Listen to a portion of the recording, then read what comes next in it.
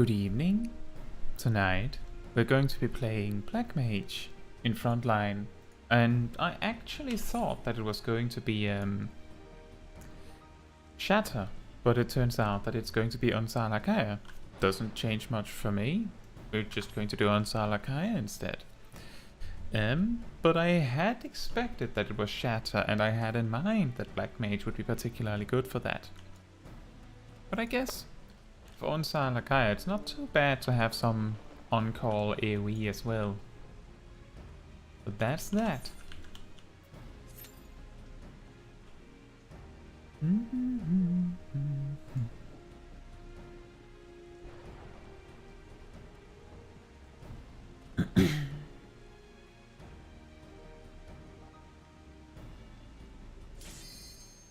Oh, we're a replacement this time. Means we get a quick queue as well, apparently. See?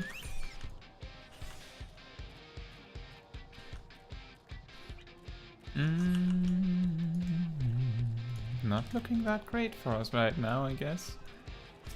We've just started, so there's there's time.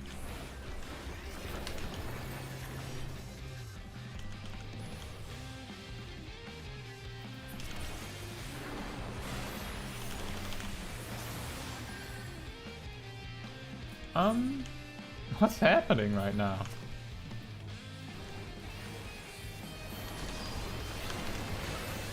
Oh, now I remember. Black Mage has this terrible angle problem in Onsal Hakair. Even though Super Flare has a gigantic range,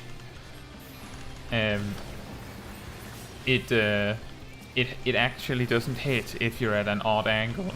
So this might come back to bite us multiple times tonight. We'll see.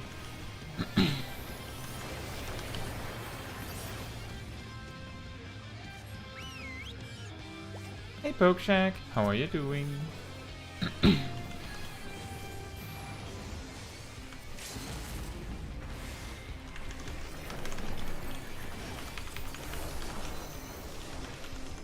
We actually have a pretty good start in this match.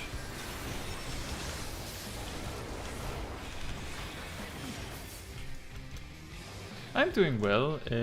As I was going over just a moment ago, was that I actually thought that we had Shatter this today specifically, and the problem that Black Mage has in Onsal Hakair is that the huge hills and stuff causes a lot of problems for Black Mage's Super Flare to connect properly.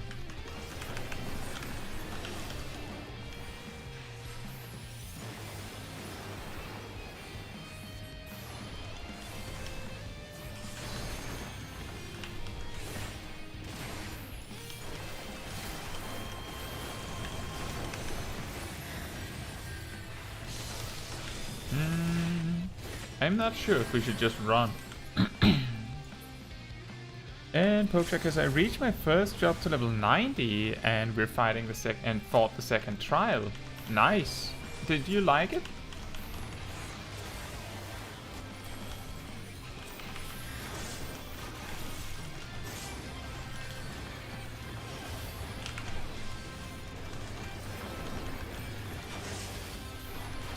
This warrior is probably my best friend in the world right about now. It's just him in particular in this entire battle that we're having that I'm just really ruining his day. I think I don't have any more, so I'll just walk off.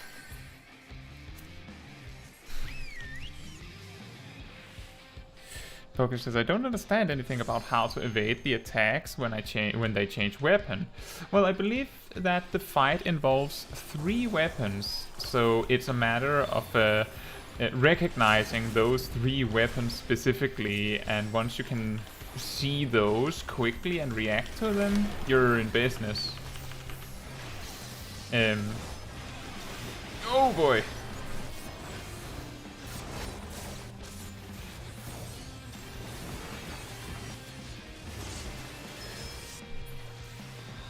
Yeah, that sounds about right. White Mage, Paladin and Dancer. You know, without getting too specific, for spoiler reasons, did you notice, Pokeshack, that when that NPC is an option for Trust in the level 87 dungeon? Those are the 3 jobs that NPC elects to play as well. So like if you need a tank, they'll play tank, and if you need a healer, they'll play Paladin or White Mage or Dancer. Did you notice that?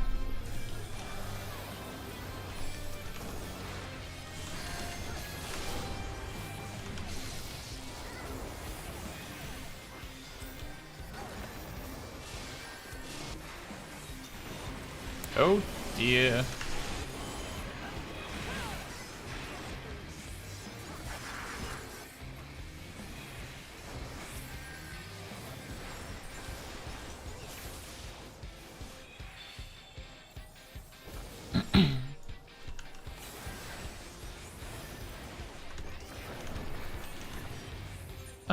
I'm not sure what my team is planning to do. It feels like the entire match has been like just chaos near my team's spawn.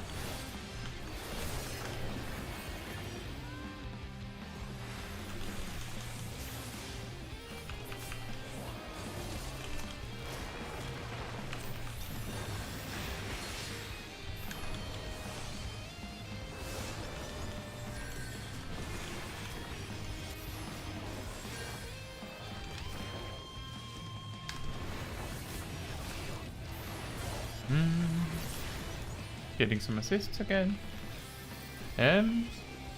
Need to relearn how to actually snipe people with Black Mage. It's been a while.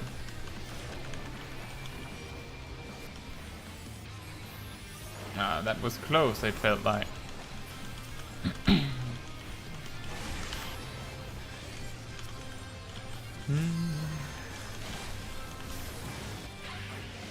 Oh, he's probably going to be using a limit break when he jumps in like that.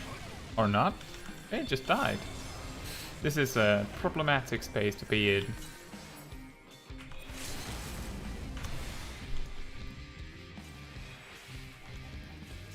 Can we help our friend here?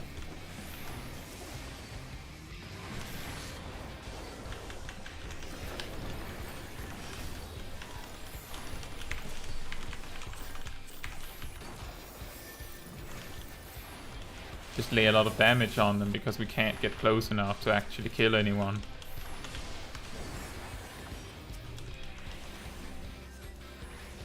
I'm not sure what the point is of fighting right here, to be completely honest. What? What?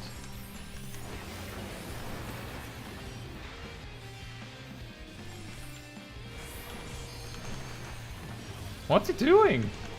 Why? Is he feeding?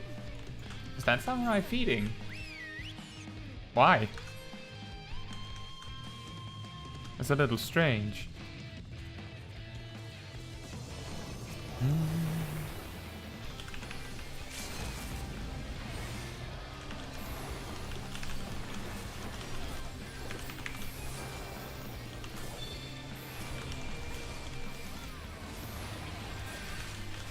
Oh. Okay. Not sure what purpose that served.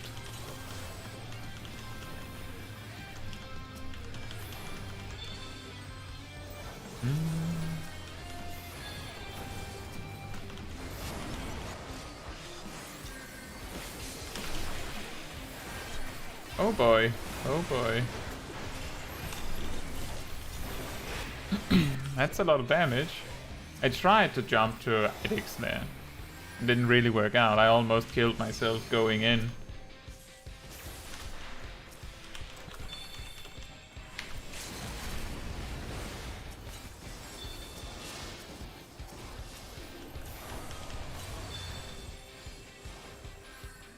Hey Sydney!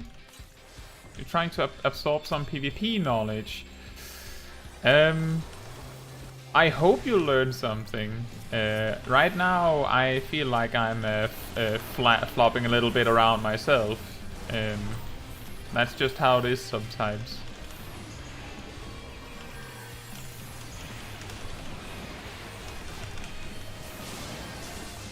Ow. Okay, there's no friendlies nearby, so I just had to run for it, and that didn't work. Poketrack says, in one of the only instances where you are LSA using the cure, you can have a bad combination and use the double cast in the short spells. I was going to mention it in the remake of your guide.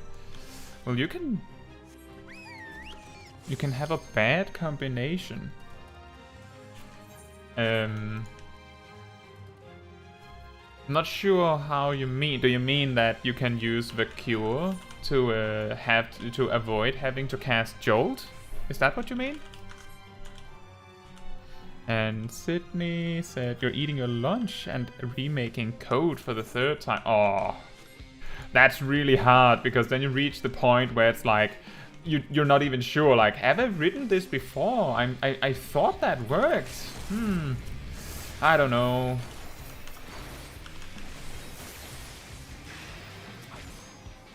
And it just sort of just feels like you're getting nowhere.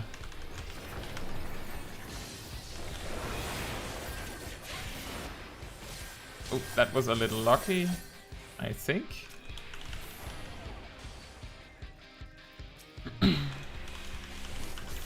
Surprise!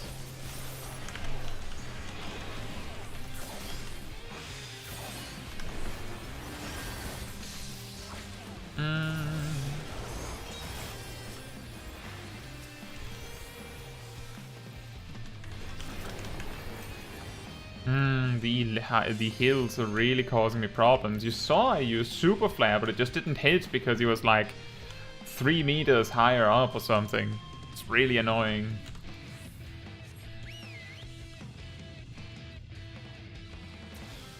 I hope you get a good idea, Sydney.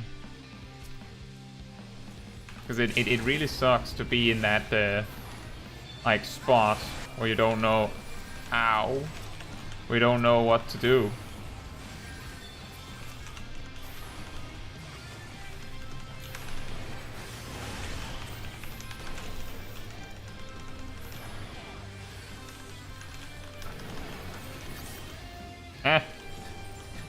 I guess he didn't expect that much damage when he was just going with the was it Kosuchi?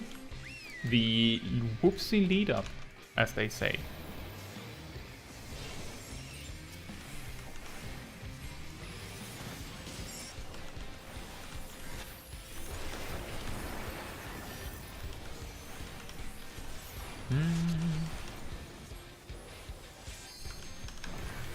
And he's just miles away now. Yeah, part of the problem here is that this late in the match, not having like high battle high as something like a Black Mage is going to cause a lot of issues in getting kills entirely.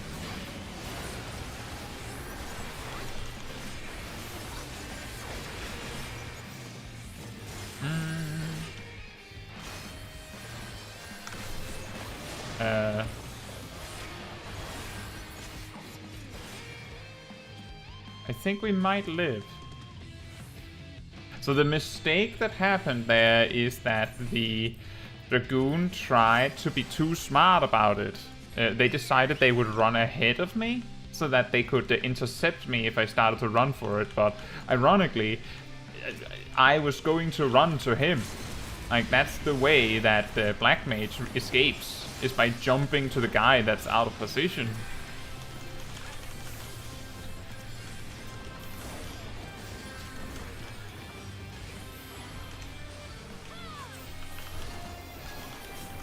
Got him. Through the limit break and everything.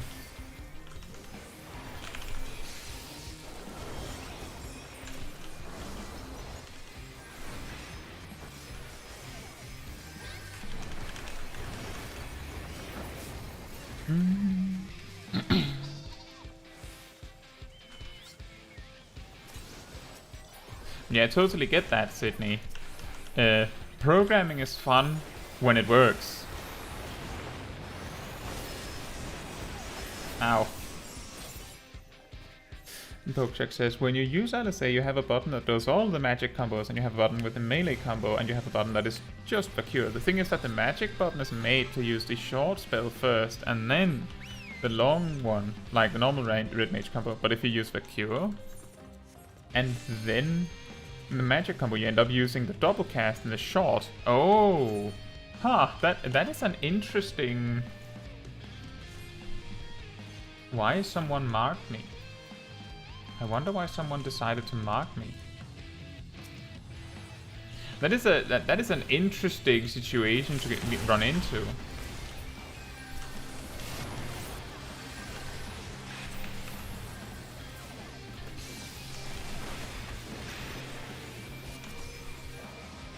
But yeah, I see what you mean, Pokecheck. It makes sense. Usually when you're handed one of those you could say generic job versions of jobs, when you're given like access to play, I don't know, LSA or Alphino or whoever, then you get a really simplified version of the toolkit. And when you get a really simplified version of the toolkit, in this case, they give you for LSA, they just give you the melee combo, the attack spells, and the cure. But they also secretly give you dual cast, which means that if you use the cure, then it gives you dual cast. But since your magic combo is designed to be, you know, fast, slow, repeatedly, if you use the cure and only once, so once, not twice, then you land in an awkward position in terms of your magic combos, because that one alternates between the slow cast and the fast cast. So if you flip it up like that, then you've messed up. The simple solution to that, of course, is just use the cure twice, and then problem solved. And yeah, exactly, Sydney. It's in a situation where you control another character. I guess it's not too much of a spoiler to say that at some point in the story, you're going to be controlling LSA. I don't think that's too much of a surprise. Just, Pokecheck, don't say when that is. But yeah, it is interesting that they did it like that. But I guess they did make this before they reworked. Well, I don't know. In the old version of PvP, I'm pretty sure that Red Mage's toolkit in PvP was already that they had a black magic fast spell and a white magic fast spell, and they automatically changed to the slow spell if you cast it to get the buff. I can't remember for certain, but I'm pretty sure it worked like that. So they already had the technology to just give LSA like an effect that would automatically flip depending on whether you had the buff or not. Oh well. Yeah, I think that's what Pokecheck was referring to.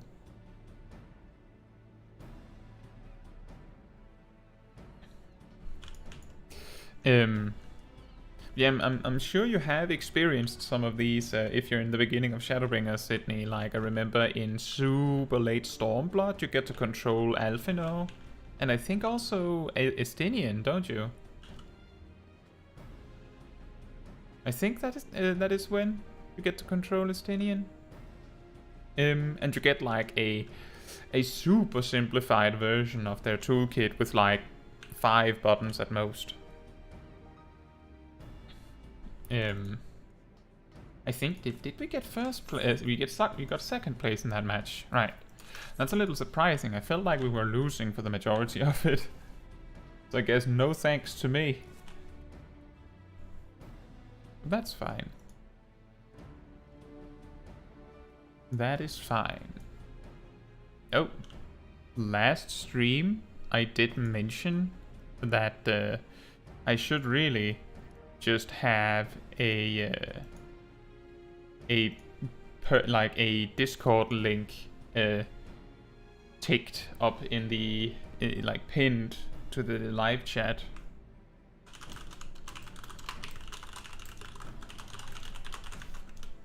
I'll get that done in just a moment, like so. Pew. Because it is not the first time that I've heard that people said, "What? There's a Discord?" Because it is sometimes difficult to know whether people saw a community post. It's a bit random who gets served what, so to speak, and I only made one community post about it. So the only other way you would have noticed is that you would randomly notice that there's like a little Discord channel button in the banner of my YouTube channel, and I'm sure people check that practically daily, like every hour of their life. They're like, I wonder, maybe I should take another look at Kai's YouTube channel. Maybe he added something to his banner. He does that all the time. I'm just kidding. But I'll start doing that. So now there is a link to get to that. And Pokeshack says, I just wanted to say that it is a curious situation. I'm not going to say when or why, and it is mostly curious. It's more curious if you've never played that job. And that's true. I think if you never played the job, it would be really confusing, because I don't think it says anywhere in her tooltips that you get dual cast when you cast her spells or something like that. I don't know. I can't remember. It's if it was in Shadowbringers, I believe it was like sometime in Shadowbringers. I'm not going to say when. It doesn't even matter when it was in Shadowbringers. It has been over a year for me, because Endwalker is almost a year old, guys. Sydney says, I do remember freaking out with my wife when we got to Alphino and he and Ishtola's control moments. I'm the least socially connected programmer ever. You know what? That's fine. I am in a handful, like a pretty large amount of Discord servers, you could say, but I generally use them more as like a resource to look up stuff in than to communicate with. And there are many servers where I am in it because I needed some information, and then I just haven't left because there's no reason to leave. I only talk in a few Discord servers, and you'll find if you decide to join this Discord community server that there's a little bit of talk. So, but it's not going 50 miles an hour. There's plenty of space for you to be there as well if you want to. It also contains announcements like when a new video or a new stream is coming, like in a fixed location, if you find that helpful.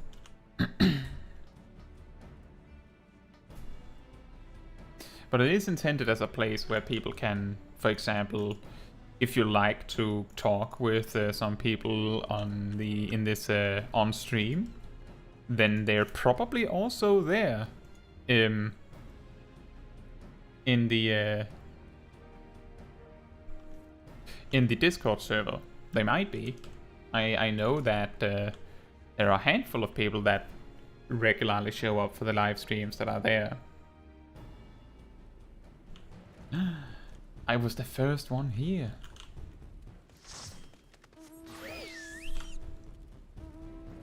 There's no reason to spend all of your time on social media anyway, so there's nothing wrong with being not that socially connected. Not even as a programmer.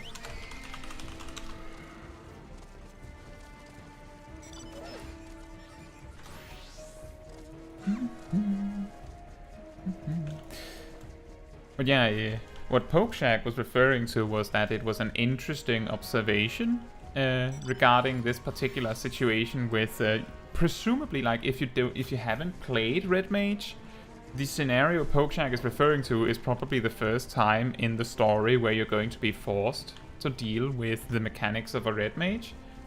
And if you're not ready for that, then this dual casting mechanic might really mess you up. And that's relevant because I put up a remake of my red mage starter guide yesterday. It's been over a year since I made that.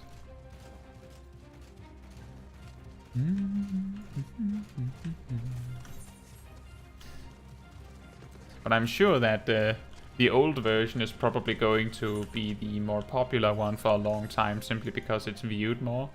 People feel more confident about clicking that one. I don't know.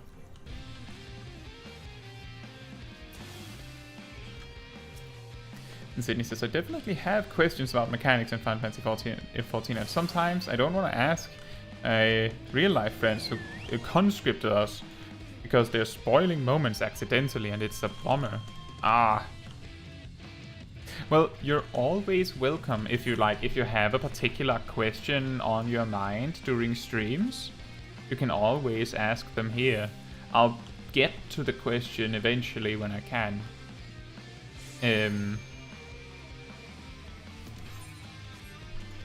And otherwise, as you, there is a classroom channel on the Discord where that is intended to be the perfect place to just throw a question out there if you don't have anyone else you can ask.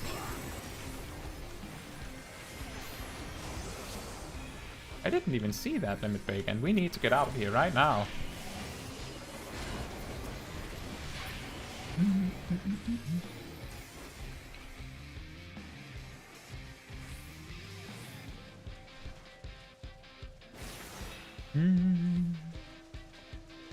Yeah, I get that. That's a little sad that your friends keeps randomly spoiling things.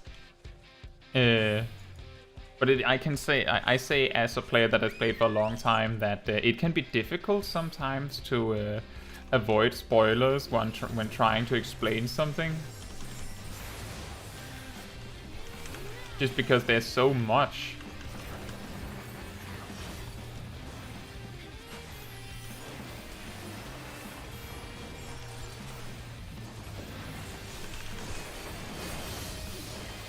All of that just for an assist. I guess I'll have to be satisfied with that. We were a lot of people getting on that particular gunbreaker. Oh, someone actually marked a specific spot. I wonder how many will react. Popchek says, by the way, I did my frontline before you started the stream, and well, I had a guy who wouldn't stop saying that jobs that weren't melee or were tanks were useless. He was bothering the whole party, condemning that. That's why we were losing. It's more complicated than that. The thing is that because of I think we've talked about this on stream before, all the melee jobs take 60% less damage, while all the ranged jobs take 30% less damage. That pretty much means in broad strokes that that melee jobs take half the damage of ranged jobs, just flat out, about half the damage. Not exactly that, but it's close to. And for some people, from their perspective, it means that the melee jobs are almost invulnerable in comparison to ranged jobs. Like, look at this Dragoon that just runs in like he's unkillable.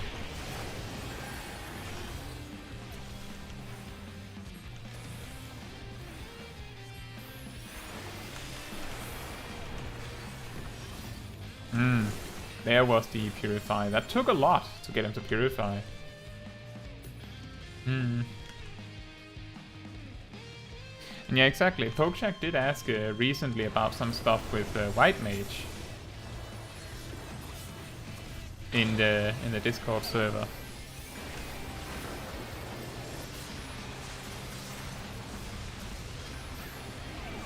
Oh boy.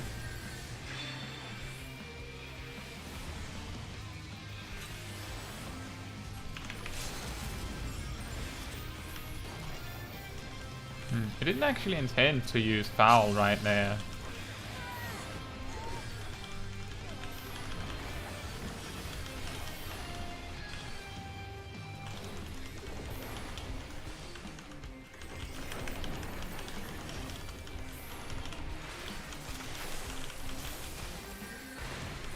I think I'm dead. I was a little too greedy there. We might be able to make this. We might make it happen. We just confuse people enough. We couldn't.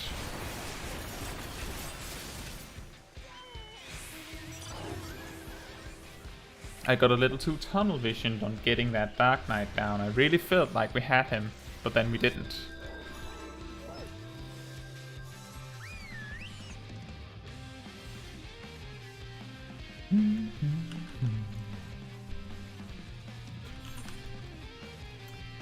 Okay, the blue team is really winning hard this match, and we're fighting them in home base. Seems like an excellent idea.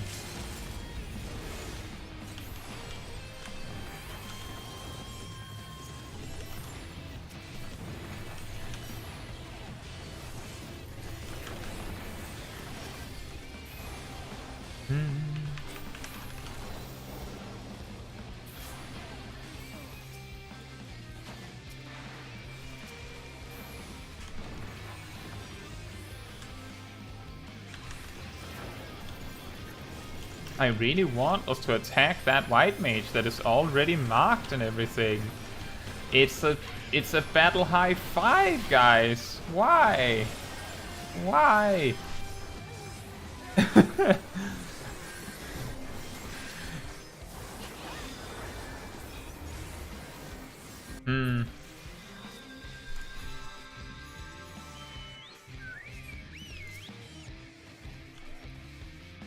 So are you going, Mr. Balthazar? Are you just going to stand there and be an AFK?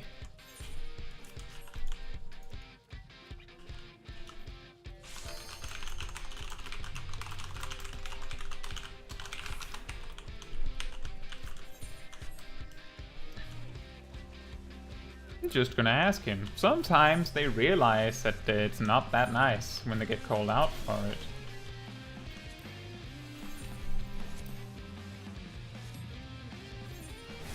Guess he isn't.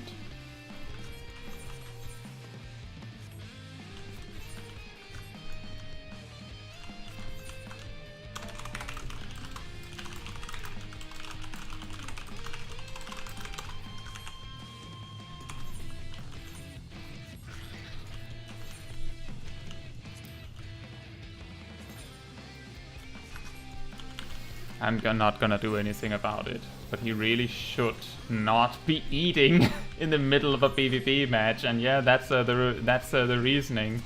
He's literally just hanging in base and eating because he's given up on the match, I'm guessing.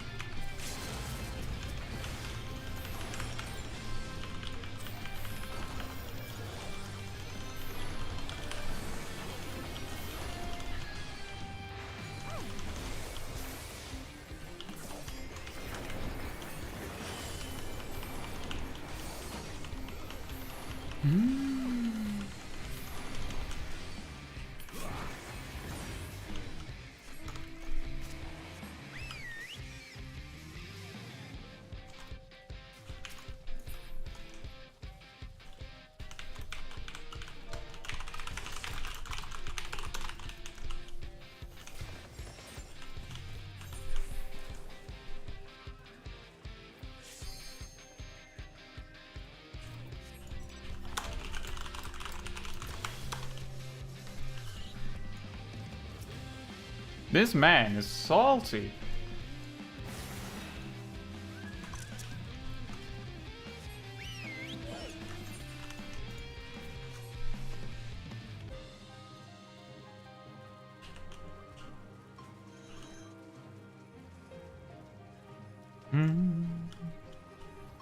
Unfortunately, you get those kinds of people sometimes.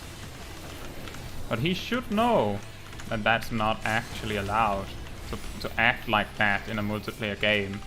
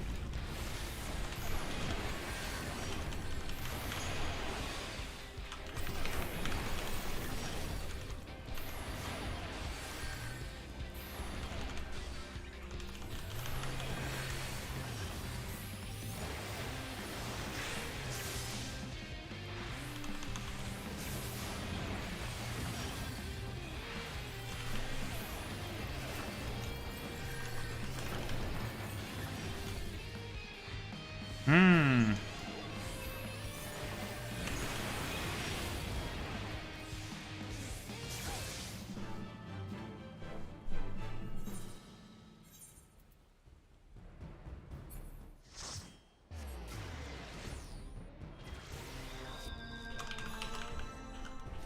Just a moment.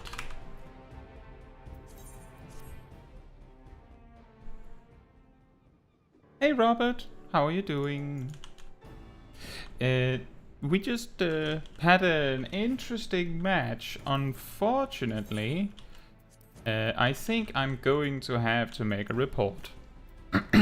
And for the sake of not live streaming a report, I'm going to have to switch to this screen. I'm still here, but we have to get things right in regards to people being meanies in PvP.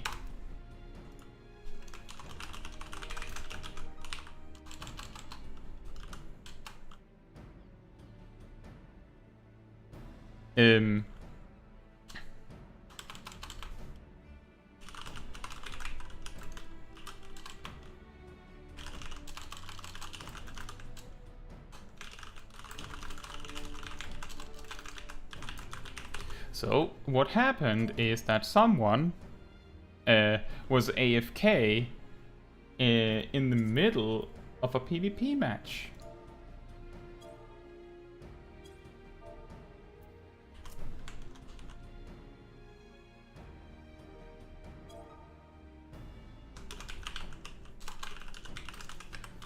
So I'll just do that, and then we'll continue to do more PvP. Robert says, most of the community is pretty great. Would hate for a few to ruin that for others. Yeah, exactly. The thing is that I'll actually just write a message. I'm still here, just using this screen to hide while I am writing some private stuff.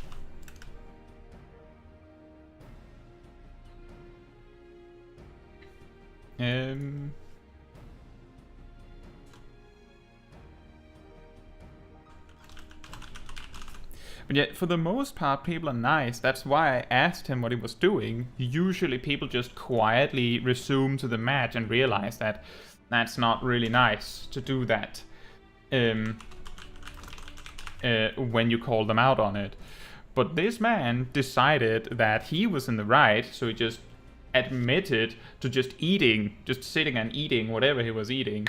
And then when I said to him that that was kind of rude, he suggested feeding the enemy instead. Which is even worse. Like, you did see that he was on the field after that and didn't appear to be feeding, but I don't know if he was trying anything. Let's see, server time. And,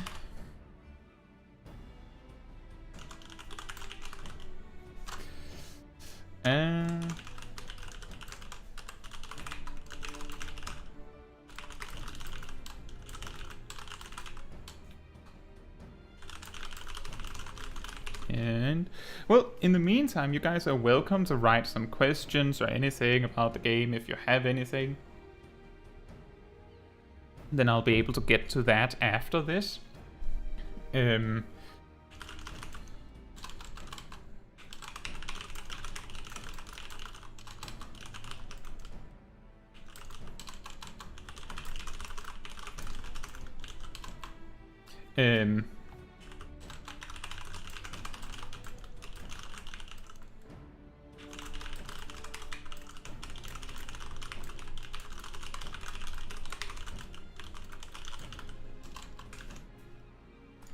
See, I'm almost done.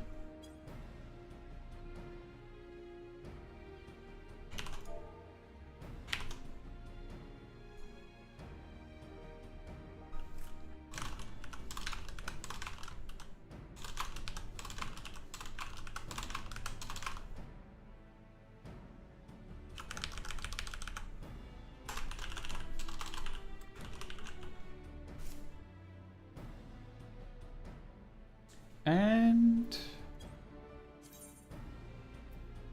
see. Have the name right. Let's see. Oh.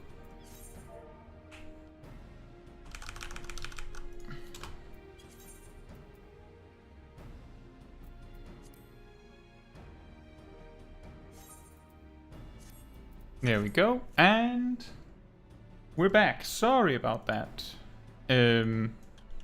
I really care about people doing the right thing and being nice in the game. I don't care if you're bad at PvP. That's not anything that is offensive to anyone. You can be bad at the game, but if you outright give up and stop trying, then you should leave the match, because there could be someone in your seat that could try. Just because blue team was 3/4 of the way from winning and both of the other teams weren't, didn't mean that the game was over.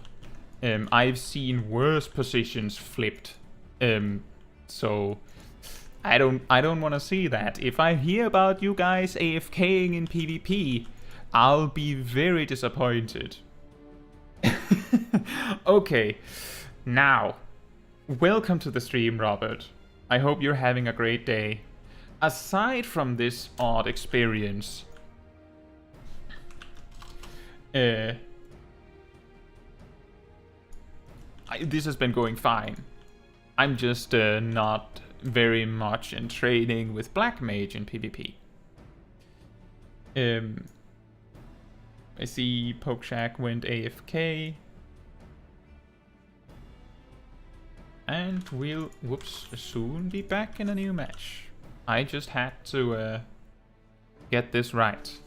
So just as a little refresher for what I was doing without getting too detailed, is that someone in the previous match that I just was in decided to just stop playing. Like, not, he actually did it even worse than that, because he wasn't just standing still in base so that the game would eventually automatically boot him for being AFK. He was intentionally stepping a little bit back and forth while in the base, which is basically the equivalent to AFKing, which is not allowed in a PvP match. That is a bad sportsmanship. And bad sportsmanship is not allowed in PvP. I think we've gone over this before. They have given clear examples of what bad sportsmanship is, and one of the funniest examples that most people noted is that it is actually not allowed in a crystalline conflict match to throw fireworks on an enemy or an ally's corpse after they die. That's not allowed. That's bad sportsmanship. Bad manners. You're not allowed to do that. Another thing you're not allowed to do is AFK in a PvP match at all. I am sure that most people can agree that this is obviously not allowed to AFK in a PvP match. That is completely off the table. If you have to go, or for any reason don't have time to play, just leave the match. It's that easy. And if you ever have to deal with someone do that to you, you have to play the match till finish and probably lose because you're a man lower, right? You're lacking a player. But what you do is you click report harassment, and then you fill in the information here. That means some title relevant to the context.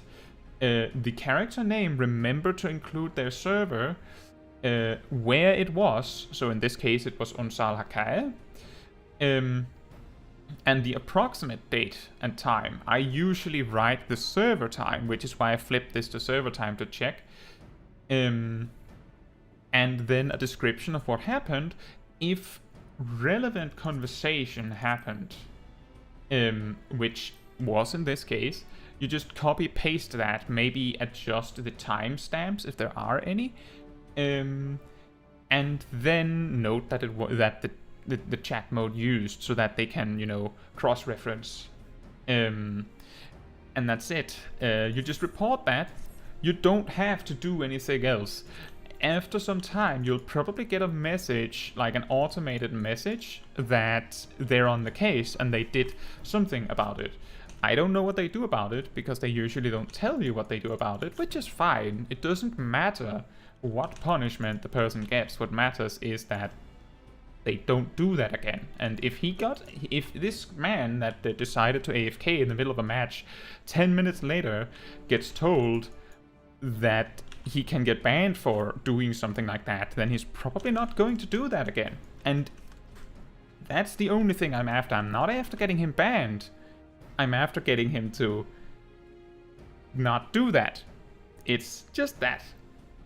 Okay, so while we're in... Oh, we just got into the queue. Well, we still have time. Sydney says, I think a big thing I'm trying to understand is the armory XP buff. Is that still something we can attain? Is it only activated once we get a job to max level?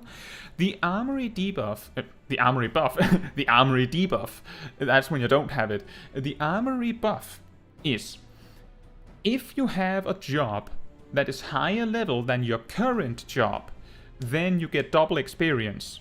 So if you have a level 70 Black Mage, for instance, a level 70 Black Mage, and a level 69, nice, Warrior, then your Warrior gets 100% extra experience from pretty much everything, if I remember correctly. The instant that your Warrior reaches level 70, they lose the entire buff, so only your highest level jobs will not benefit from the armory buff. If you are in Endwalker content, specifically Endwalker content, then the armory buff is only 50%. So if you have a level 90 job and you have a level 90 Black Mage and a level 81 Warrior, then the Warrior will only get 50% more experience on the armory XP buff. That's pretty much how it works. And Sydney says, I think you mentioned it in a video. It is active on other jobs lower than our highest, but I don't see it anywhere on the buffs or character page when I switch to another job below my level 80 Gunbreaker. Yeah, so I mentioned it briefly in my leveling guide as things to be aware of as XP bonuses when you're leveling. It is an invisible buff. You will only see it present in the... if you have... depending on your chat settings. I just realized that my mouse is not visible. Here we are. I hope it doesn't blink too much. If you have XP gains visible in your chat log, you can see like a percentage on that log. Like, you see how much XP you get, and then like a parentheses, and then like some percentage bonus associated with it. And the armory buff will just be part of the bonuses that you get. It'll just be there, and you just have to know that it exists. So basically, if you don't know that it exists, it will appear like you're just getting an unexplained extra XP buff for no particular reason. Which is why it feels very difficult to track. But that is how it works. I guess it is mentioned somewhere in the game, and then people figured out exactly the values. Because there's no way to see it really. The rested XP bonus is also normally represented in a very vague way, since it's just added to the percentage stack when you get XP from anything. So the best way to see the armory bonus in effect is if you take off all equipment you have that gives you XP bonuses, make sure that you don't have any food buff and ha! Psych! Dance a limit break. How about you die? But if you take off all XP bonuses you can get, and also make sure you don't have rested XP at that very moment, that will be the easiest way to see the armory bonus in action, because that should be the only XP bonus you have that is just randomly unaccounted for. if you're in a free company, there's a high chance you also have the heat of battle buff, and that might be difficult to turn off.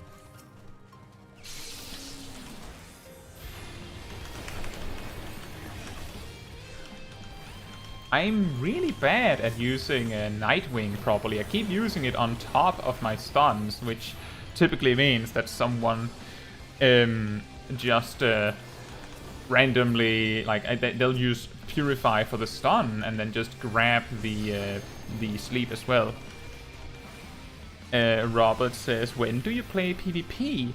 So I'm playing PvP right now at server time around 8 in the evening. On a European server, and that's server time, of course.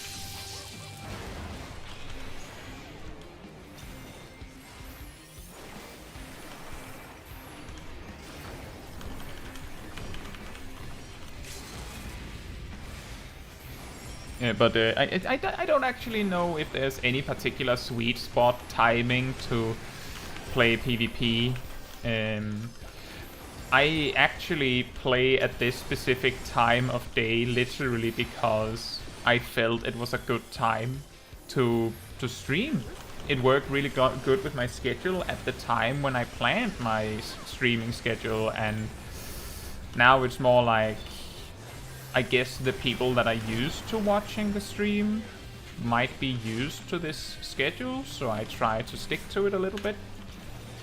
I'm not trying to be at a specific time, like try to plan it for a specific time. It turned out that it was very convenient some months ago, or at least a month ago,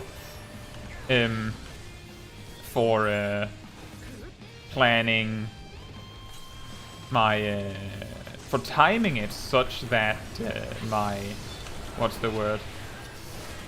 So that I would start my stream when a specific arena in Crystalline Conflict would like engage, and then the 3-hour stream would typically cover, you know, 2 specific arenas, and that would be that. Which was really convenient when it was 2 specific arenas that was at that particular time of day, and it happened to be the arenas that I preferred to play.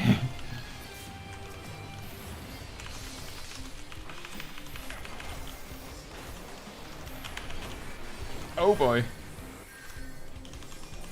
Taking some damage. Taking lots of damage.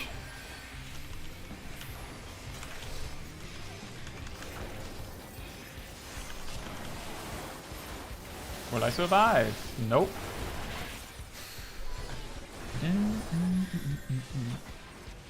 And Robert says, okay, I always try it and get 30-minute queues. What data center are you on, Robert? And where is it in the world? And when do you queue? Maybe there is something to it. Maybe we can figure it out.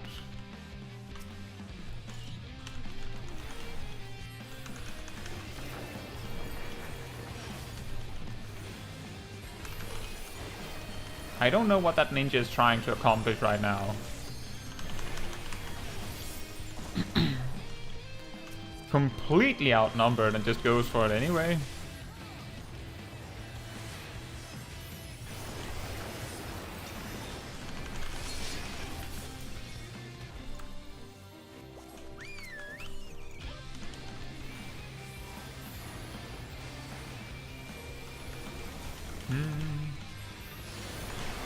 Ah, of course, the hallowed ground. Why else would he be here?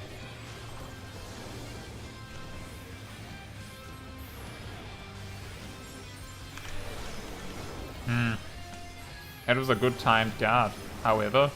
Stun. You know what, Paladin? I have more. I have many stuns. They're hidden in my back pocket, you see.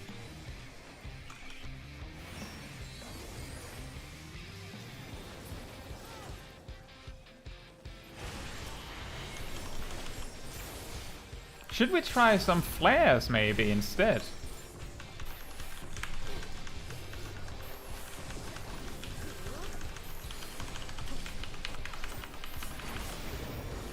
mean, that worked too.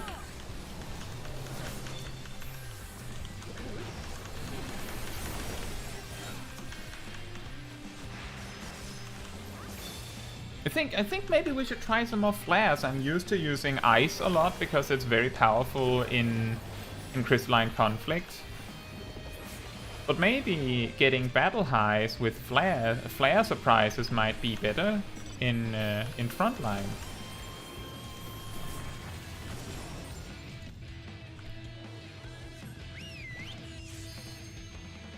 Robert, do you remember what your server is named? Then that's maybe I know, maybe someone else knows. Like maybe we can figure out your situation if you just remember what server you're on.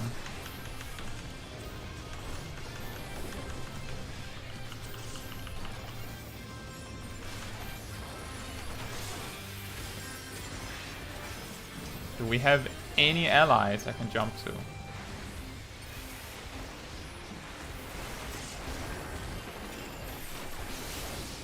Where's my team's base? Isn't this our base? I could have sworn. Isn't this... Yeah, this is our base. What on earth is happening right now? What is happening? Why are they here? Leave. Dynamis.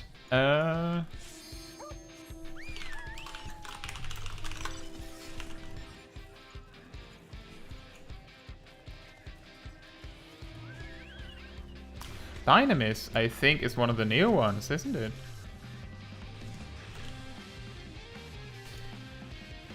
Well, I thought it was a little easier to identify quickly, but it was in fact not.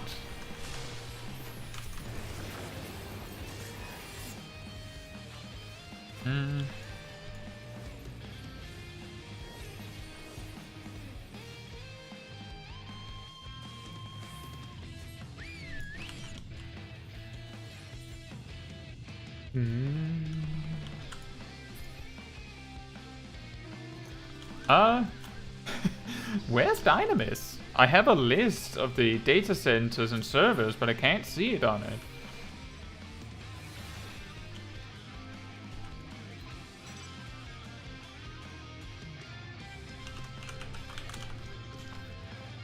Oh, Dynamis is the data center, and I was just looking at servers. North America. So then the follow-up question is, of course, when do you play? When do you try to play PvP? And where are you in the world? Basically, are you trying to play PvP in the American mornings? And Felix says, does PvP do matchmaking based off of levels?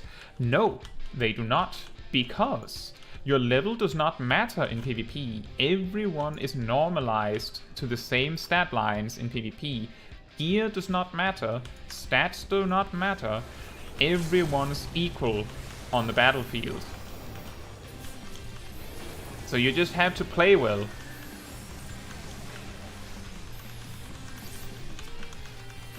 I hope that answers your question, Felix.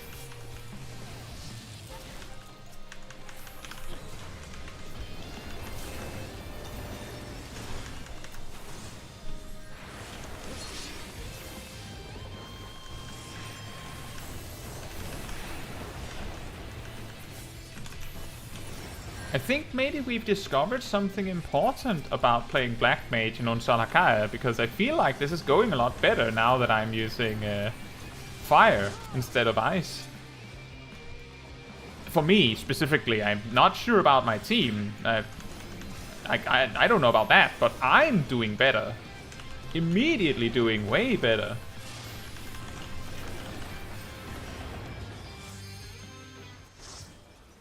Oh, someone left.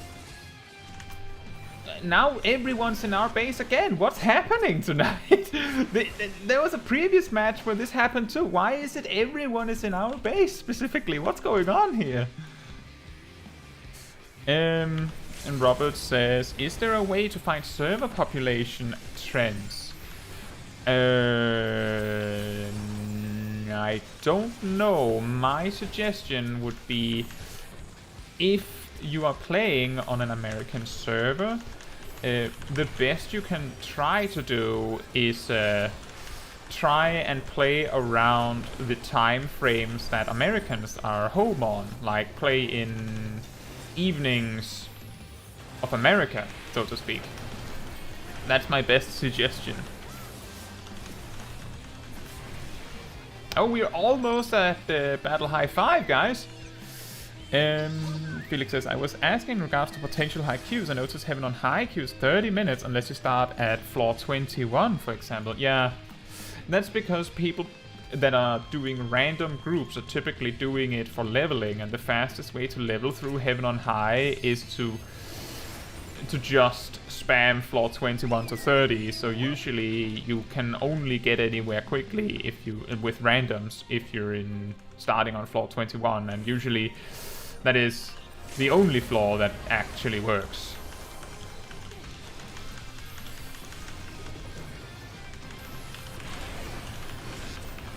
Oh, I took a lot of damage out of nowhere. I didn't even notice. This is a little problematic. I don't want to stand in the Sage limit break, but I want to help.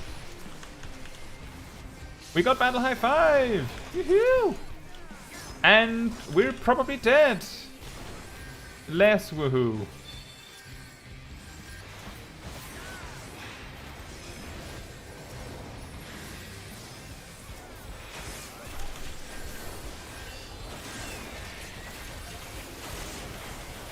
No. Yes. Yeah. I made the mistake of going into this situation where we were covered from both sides. I shouldn't have done that. Sydney says, is that stat flatline true of all PvP modes? Like, aren't there smaller 5v5 modes? Does their gear not matter at all? And all stats equivalent competitive sweaty PvP? Also correct. Basically, I'll show you exactly what I mean after the match. Because the best way to showcase this is by just showing you where the generic PvP area is. Gear does not matter in Final Fantasy XIV PvP. It does not matter. Everyone's equal in Final Fantasy XIV PvP, because if you weren't, that would be very boring, wouldn't it? Haha! I think this other Black Mage really had an excellent idea.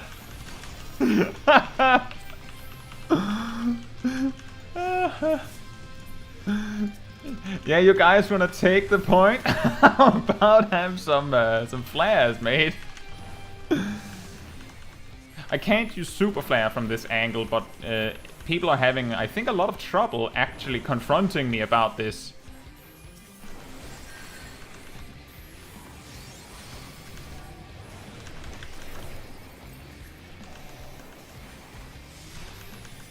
Is he having trouble figuring out where he's being attacked from? Wait a minute, aren't we? We won! We won! Yes, one moment, Felix. I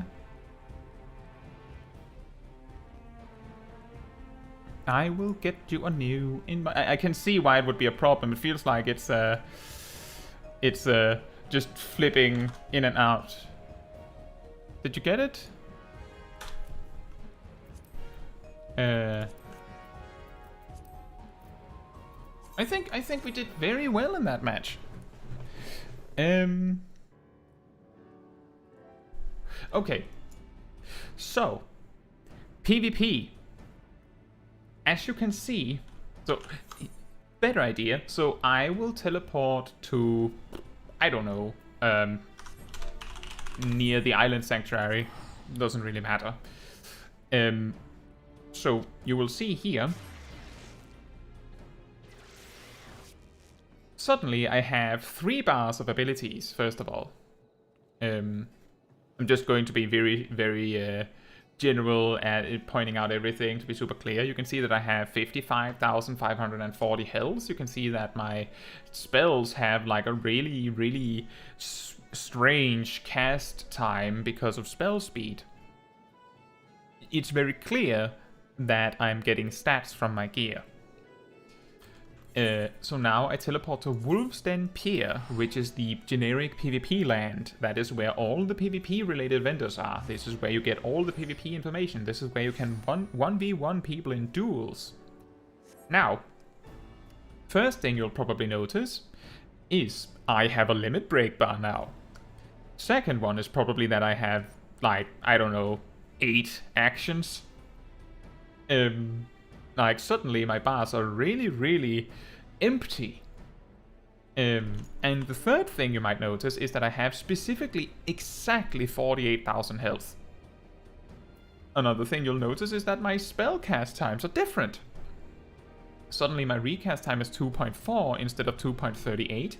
My cast times are different because the spells are different in this mode. Basically, my stats are so irrelevant in PvP that when I'm in a PvP zone and opening my character sheet, I can't even see my stats. That's how irrelevant they are.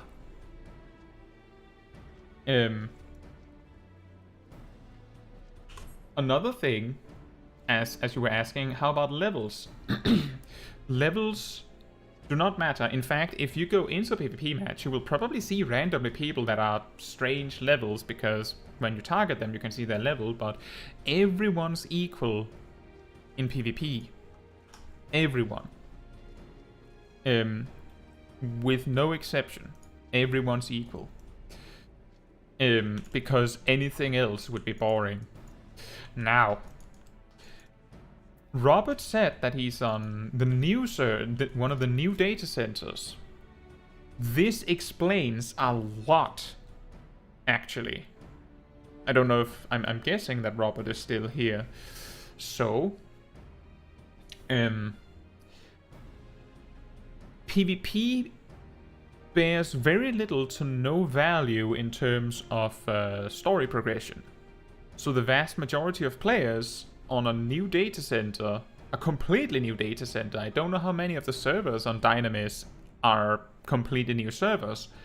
But the completely new servers among them will mainly house new characters that need to recomplete the main quest. And if it is an existing player, they probably either made a new character or moved their existing character. The more likely scenario is that they created a new character, and then they're probably playing that character in a bit of the same way that I play Small Kai on Saturdays.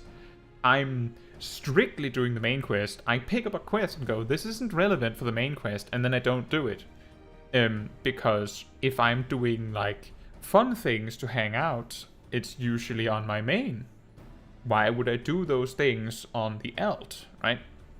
So a lot of players are probably playing this secondary character only for the main quest. They need to get really far in the game before they would even consider playing a PvP match.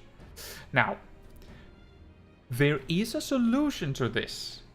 I'm not like 1,000,000% sure you can, but I'm pretty sure, Robert, that I don't think you can do it from here. Let's go to Limsa Lumensa. So I'm pretty sure that you can still queue for Frontline. You can't, I don't think you can queue for like ranked Crystalline Conflict, but you can queue for Frontline while in a different data center. So you can't actually do it from here. What I'm suggesting is, if you want to PvP, hop to one of the bigger data centers of your region. If we just let me just find the data center list again.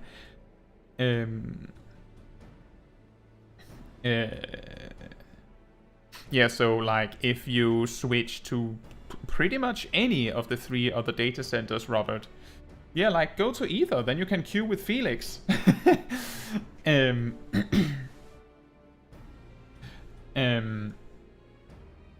Then like you just do, if you don't know how to so the difficult thing here is that to change data center you need to go out to the character screen, so like you need to log out, and then you can right click your character and choose I believe visit data center or something, or world visit or something like that, and from there you can just choose to enter a different data center, and then you can just do PvP from there. And I could imagine that your queue times will be much more reasonable if you do that. Like, completely different in terms of how little time it'll take. It's I haven't heard much about Dynamis in general. That's why it confused me when you said Dynamis. I didn't realize it was even a data center because I just remembered the name, couldn't remember if it was a server or a data center. But I remember hearing a lot of the same problems from Australia.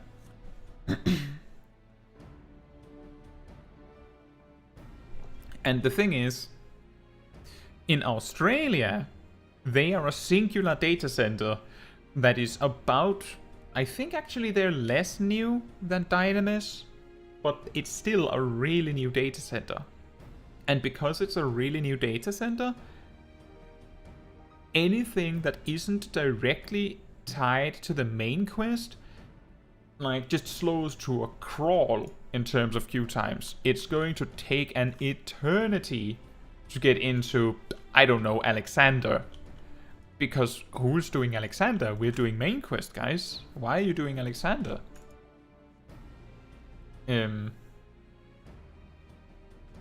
And fortunately, because you're in North America data centers, you can just fix the issue by visiting some, like, a different, one of the other houses that have better service. I think that'll help. Oh, we're a replacement again. Why is it people keep leaving like this?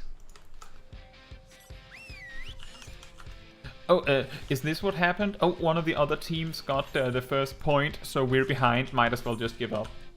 Is that what's happening here?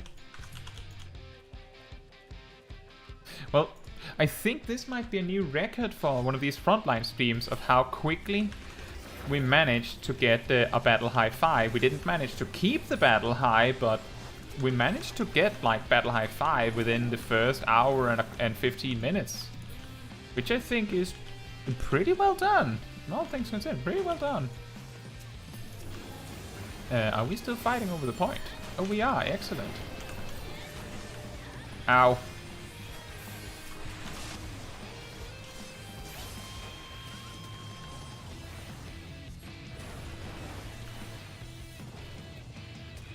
Are we getting it? Ah, Dark Knight limit break. You hate to see it. And someone else left. What's with these quitters?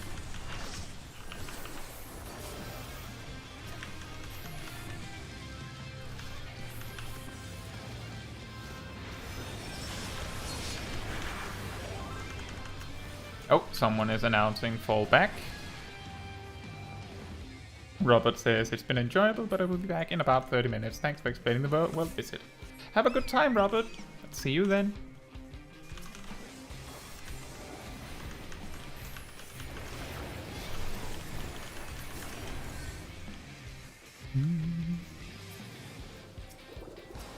It's way easier to get stuff done when there's a shot caller. I think we talked about this on a previous stream, but the long and the short of it is it's always better to agree on a bad strategy than to have no strategy. So if someone says, if someone just tells me what to do, I'll do it. Just say it and I'll do it. There's a better chance that you win if 24 people agree on a bad strategy than if 24 people are each doing their own strategy. Also because of how chaotic Frontline is, this makes it even more so. better to just teamwork. The fact that there's just... Uh-oh. Okay, we have two people that agree on the same strategy, so we do that. Excellent.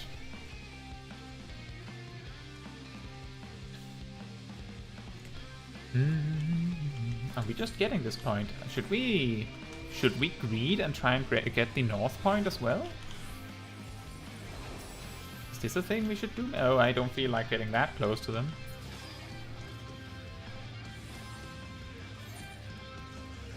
Do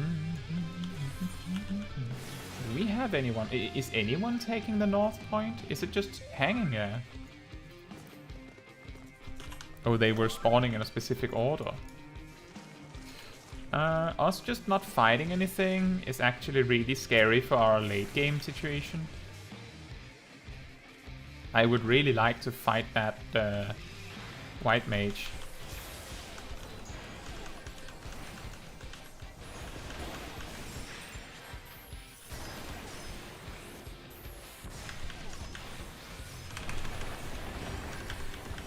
I don't think we're going to get the kill, to be completely honest.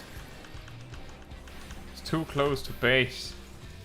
Maybe if I had used stun, but I don't think it would have made much of a difference.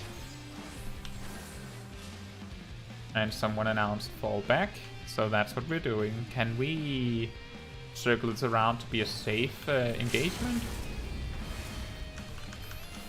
That looks like a limit break. Yeah, you don't say.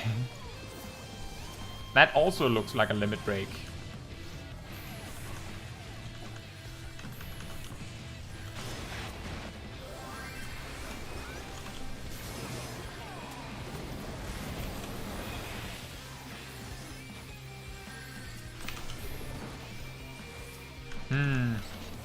We're in a bit of a bad spot, but this is sort of what I had predicted. That's why I said a moment ago that I was not feeling super confident about us not fighting anything.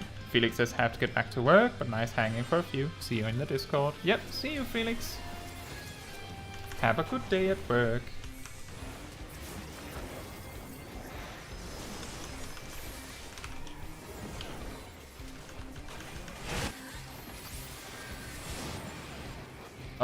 Are we getting pincered?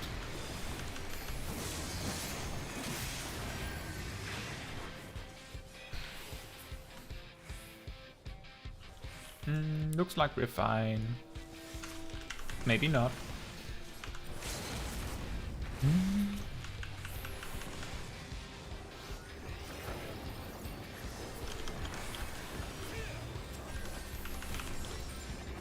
No! I wanted him dead.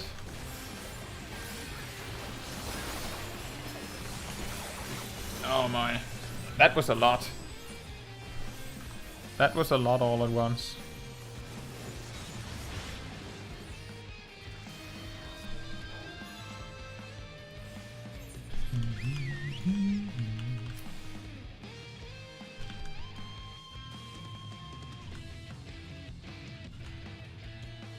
Are we getting this? There's a three-sided battle up here. It's ridiculous.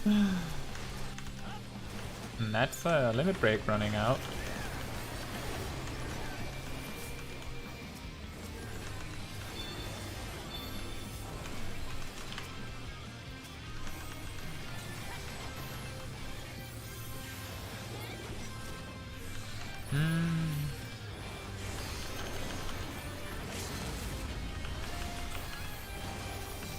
Ah, there's a cover on him.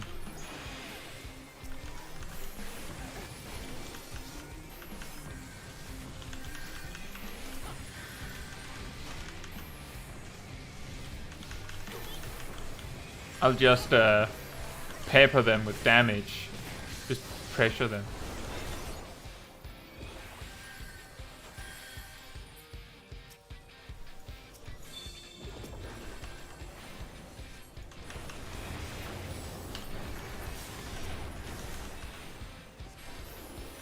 Sometimes that helps if you're in like a prolonged battle with one or more of the other teams, just nuking them with tons of damage for no particular purpose can like starve them out of MP so that they have to disengage from the battle.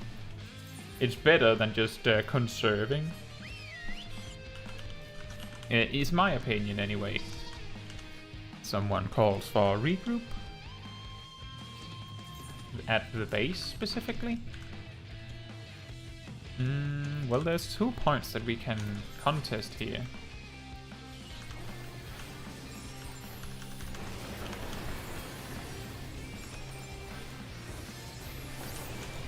Excellent. I did hope that I had snuck my fire super flare in under that guard, and I think I did. And that's a little bit about snapshotting. I think we've talked on a previous stream.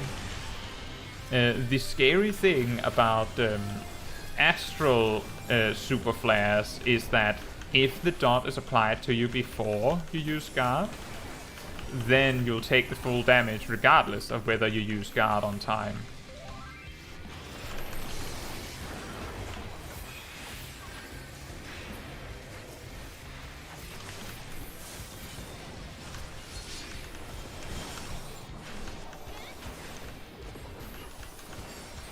I think it's going better than the last, than the first few matches where we were just using ice. Now we're just using fire and it's going way better. The best option is probably to do some combination, but I'll get there. It's a matter of knowing when, and we discovered one time when I used fire when I should have used ice. And that white mage that got away.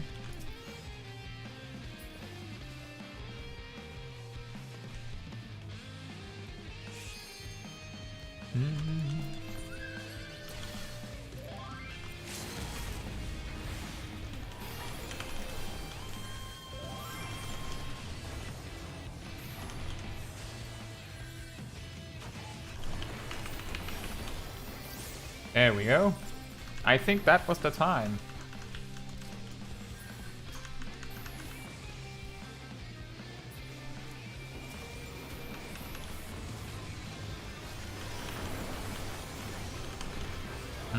He was at a wrong angle, so I couldn't hit him with my super flare.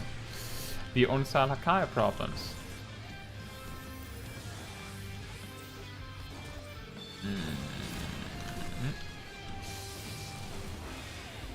Meanwhile, white mage lasers just hit at any angle, right? Of course.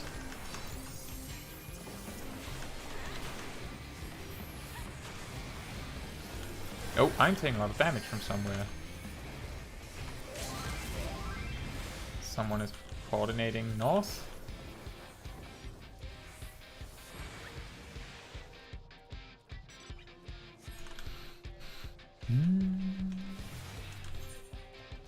Okay, now we can just go back to the battle, I feel like.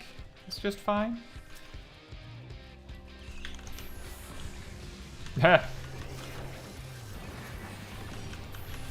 We just trade explosions. Oh.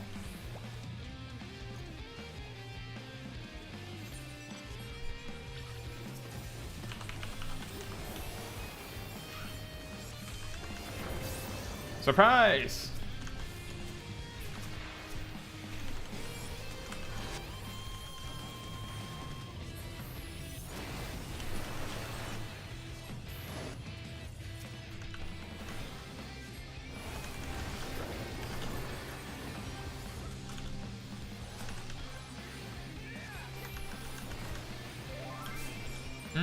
There's coordinates. Don't know if we can steal that from under their nose. Not super confident on that one.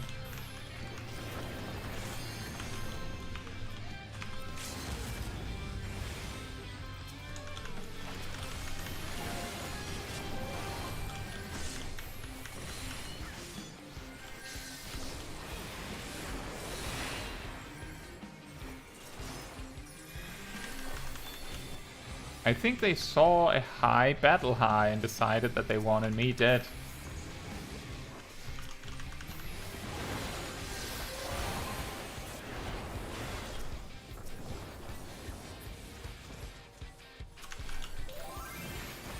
We need to elixir, otherwise this is too dangerous. And I bait him to take this trade. Guess not.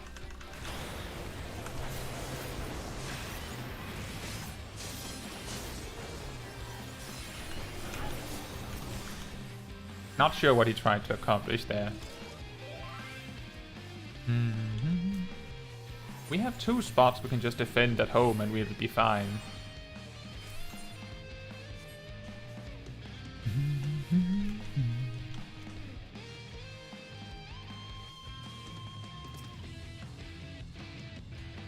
I don't want to engage them that far away from my team. It's better to just stick back, and instead of risking all of that battle high just for one potential kill.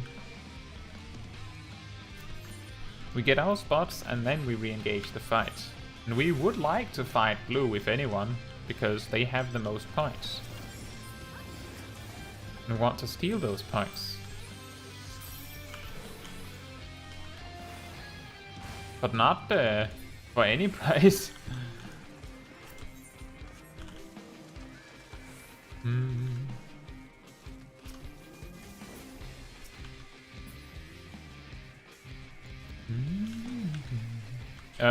This is not a good place to be, I don't think.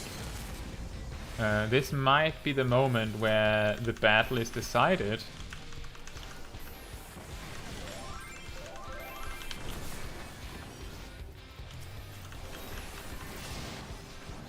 Because if we just have a bunch of people die near the enemy base, then it's pretty much over, even with a huge lead on our side.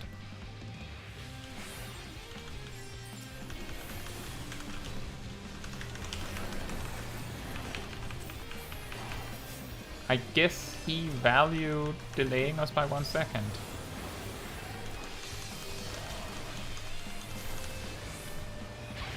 Makes sense. Everyone managed to get here in time because of that maneuver.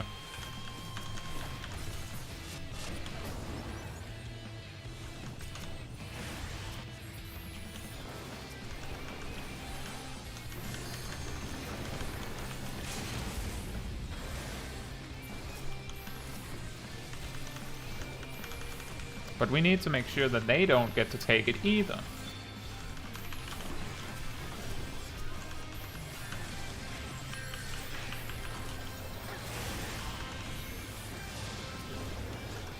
This is another case where just a lot of pressure seems to be very helpful to push the enemy back.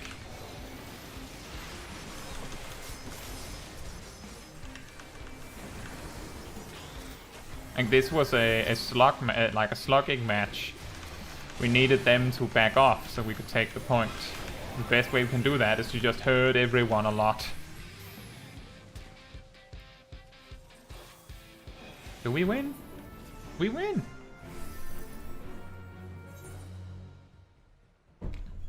I think that was 2 in a row.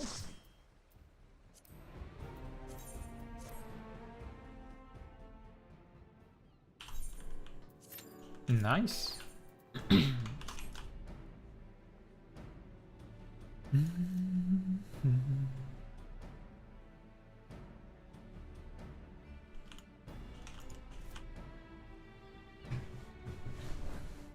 I don't know if it's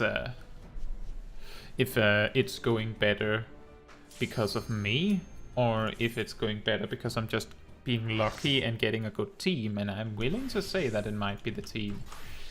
It's all the same to me.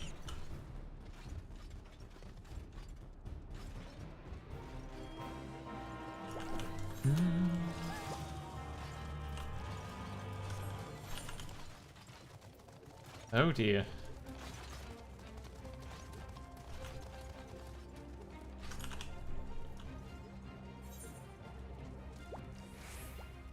I don't know. I don't know what the best spot to have is. Not in the slightest. But I get a little nervous when you see like 6 zones drop down at once. Right at the outset.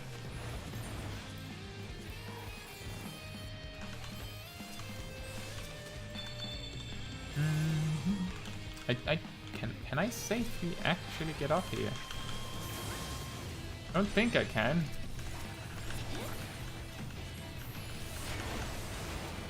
How am I not getting hit? What?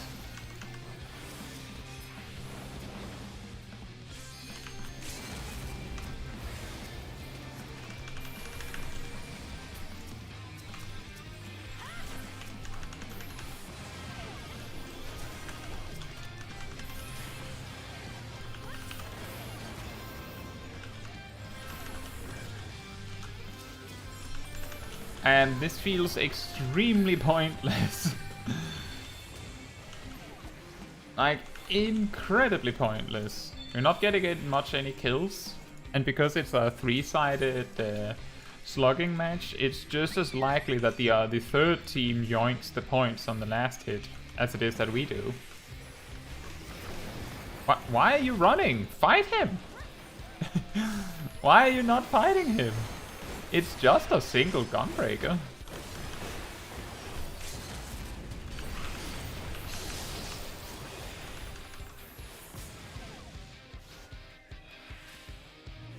Of course, now they wanted to join when he had 10% HP left.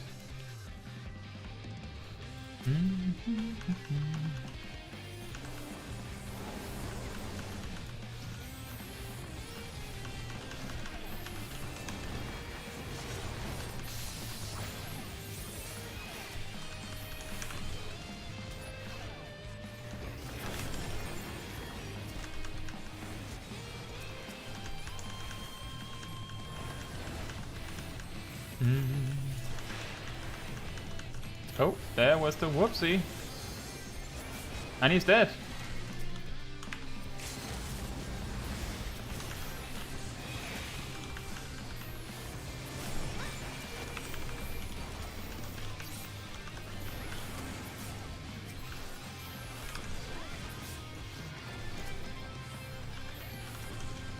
Oh, you don't want to mount now, friend.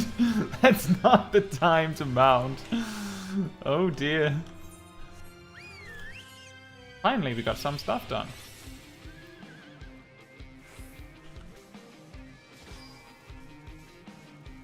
Are we being attacked? Why are people here? Are we running between the 3 spots? 4 spots? This is a very good arrangement for us. The problem is that I don't know if red is up there. Well, it's a good arrangement because it's close to our base. But it might not stay safe. Just because we have all the spots next to our base doesn't mean that we actually get to have them. Unless all of the enemies decide to duke it out over 2 points.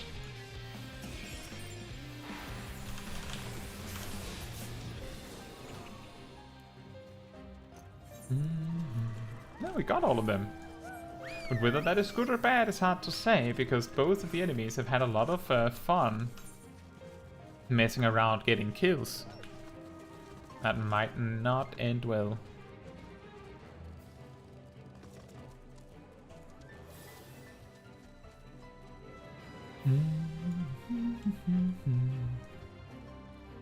Are we just going to hang out, or are we going to engage them? We could literally just like flank them and get free kills.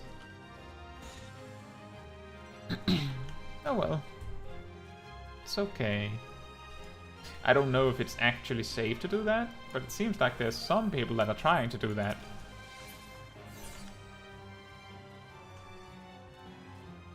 We're mostly interested in blocking red.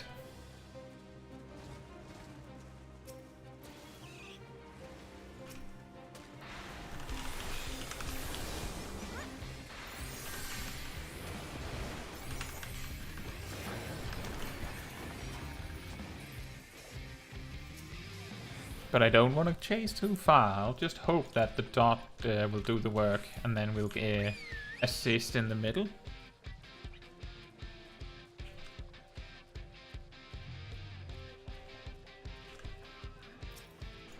What's with this particular Dark Knight and just jumping down like that?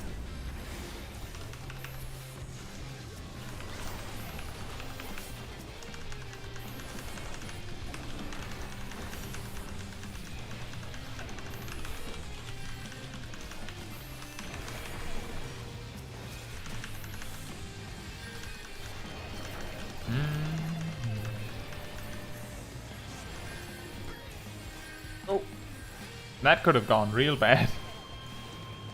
Somehow it felt like I expected it.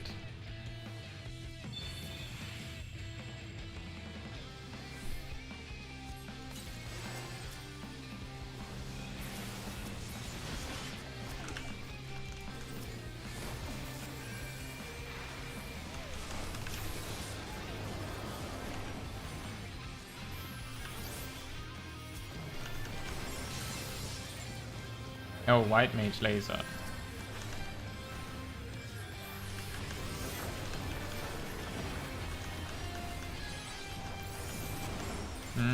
Sage limit break. Don't like to see it.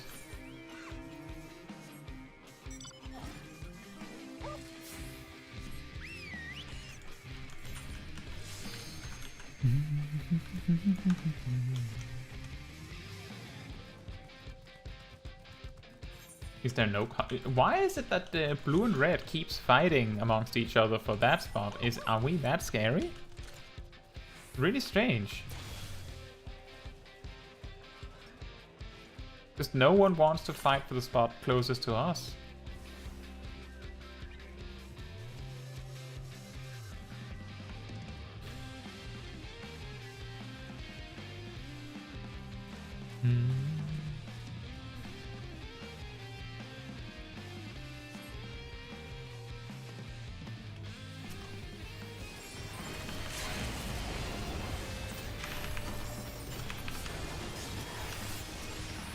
Oh, there's a lot of damage coming out.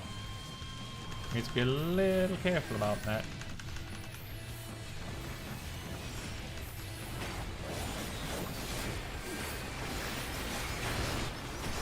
No!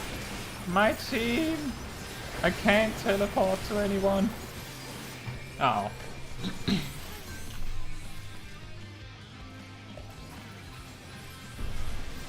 I didn't expect it to turn sour that suddenly, and we lost like 2 kills worth of battle high there.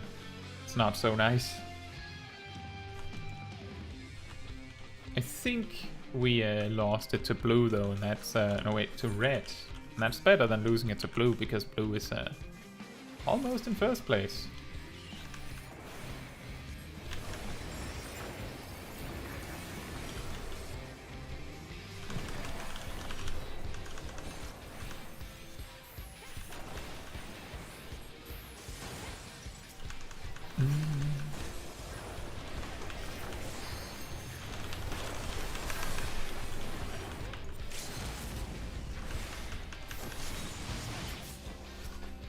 Okay, red's up here.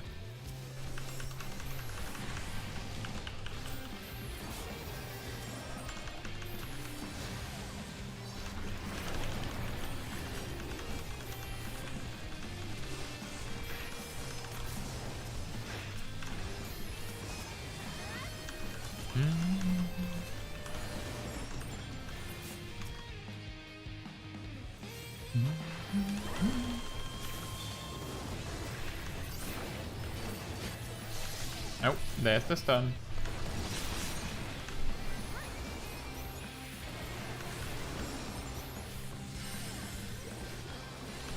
Welcome back, Pokeshack.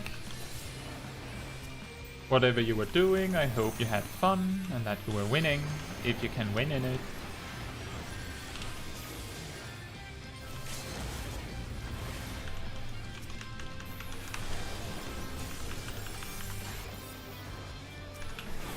Oh no.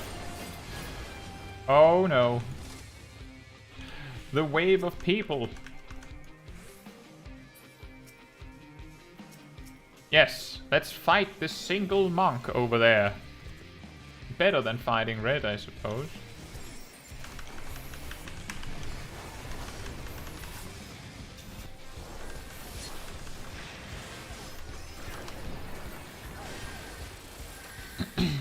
Ow.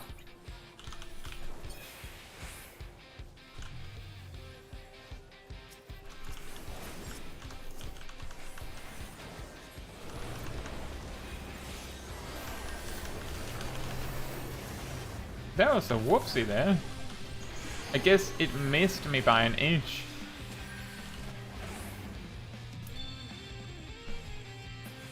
You found people in Limsa asking for help.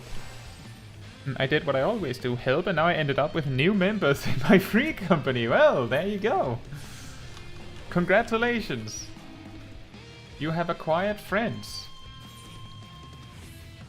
Meanwhile, I think we're about to acquire a second place in this match.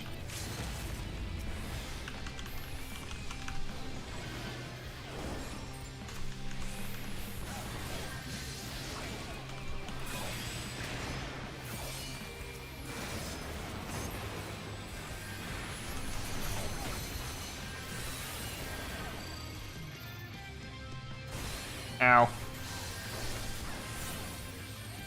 You guys are persistent. I was 1 second away from surviving.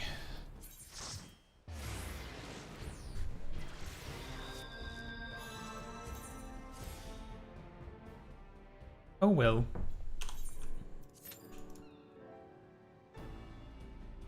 I think I died to a ninja using limit break in the very last, like, half a second of the match.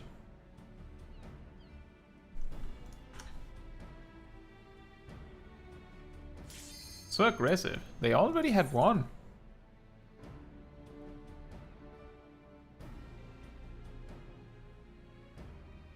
But it seems like the times where Black Mage does the best is when there's like a huge battle on an open field, because that makes it very easy for Black Mage to just choose someone in the middle of the crowd and just flare and do, what's it? Is it 8,000 damage per person?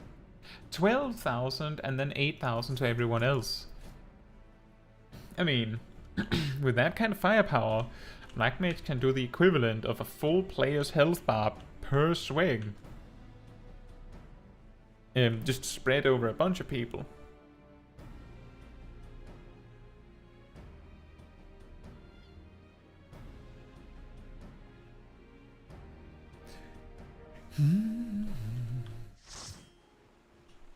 And in we are again.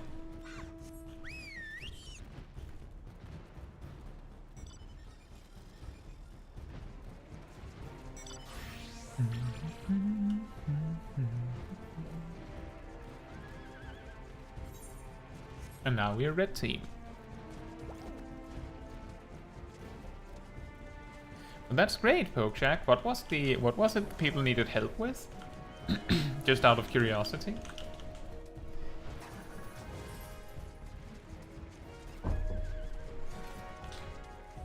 What did the people need help with? Makes it sound like you're some sort of king or emperor.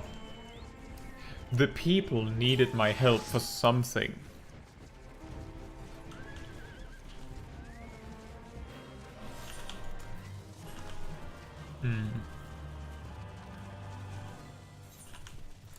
There it is. It doesn't. It's not the worst.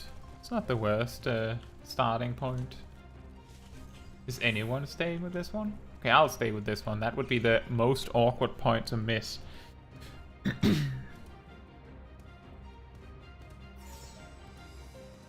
Minstrel's Ballad, Ultima's Bane, unsynced. A lot of people answered the call. Oh yeah, that's sort of like a classic, because it's a... is it the first? Isn't it the first extreme you get access to, so people aren't entirely aware what it means?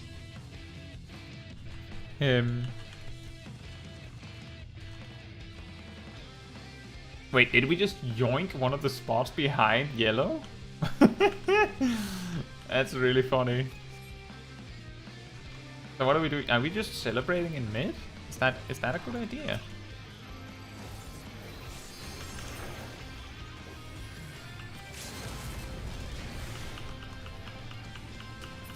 I wanted a participation trophy.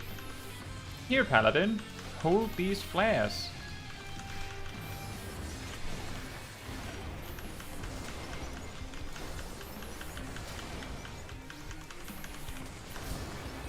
He was dead, regardless of what he did. If he stopped healing to use guard, he would still be dead. Because of the flare dot, among other things. I'll go ice. And then fire.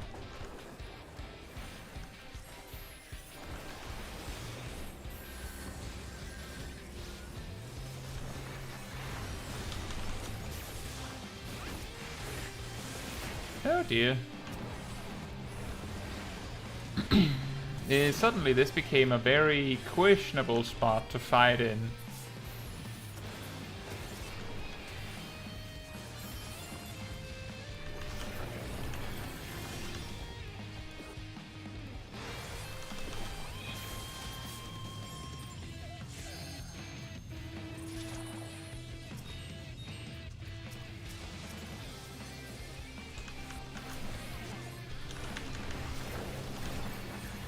I don't wanna be here anymore. I don't wanna be here. I wanna run. Pokechek says they are a father and daughter. Father's an expert player, but he creates a new character to play with his daughter and wanted help. Oh. And you brought help and they wanted an active FC, and there you go. You have you have help and an active FC for them to join. Nice.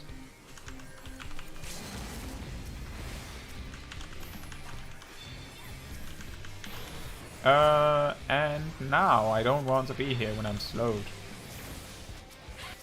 I can't really see what I'm shooting at right now. Okay, we're very safe because, sort of safe, we have Sage limit breaks as like a shooting tower to sort of safely attack from. Sort of.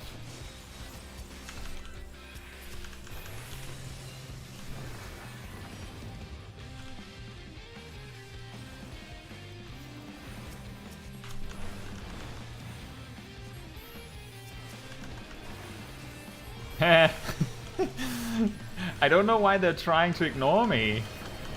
I'm going to keep doing this until you leave. You know that, right? You have to approach me first to take the point. Okay, yellow team, you have aptly approached me. You can have it. Unfortunately, I'm pretty sure it was blue that was trying to take it.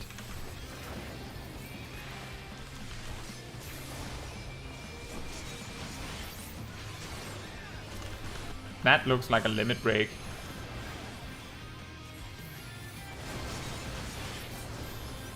Guess it wasn't.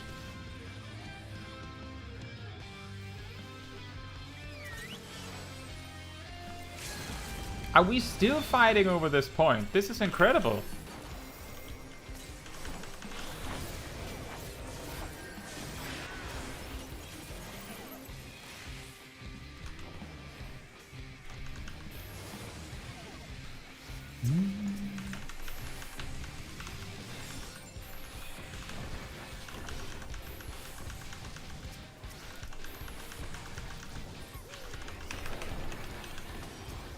I'm really getting to spread the love here. Just no one's even bothering to approach me. I'm just getting to shoot freely on people right now.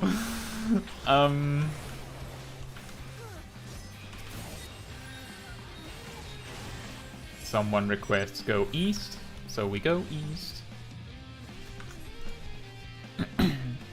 Pokeshak says, I have a question. What do I do with my equipment now that I'm in the late game for the first time and the poetics are no longer useful, as I'm at the end of the last expansion?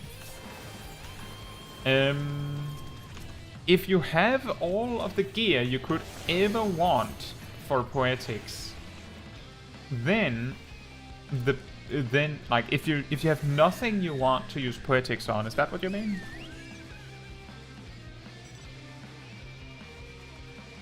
Wait, let me just get this right. Pokeshak, you finished the story? Or did you mean you're just at max level?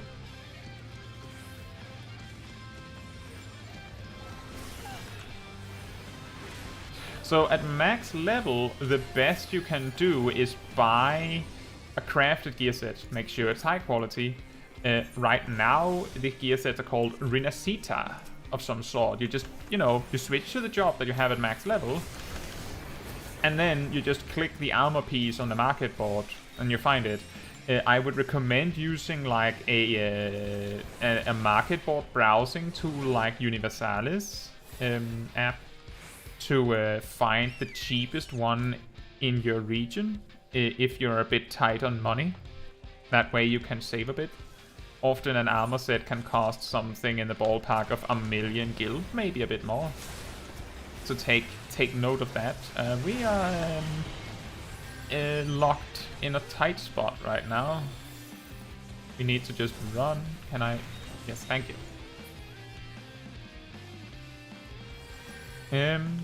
But yeah, buy a crafted set. If you reach the point where you hypothetically could buy a gear set, if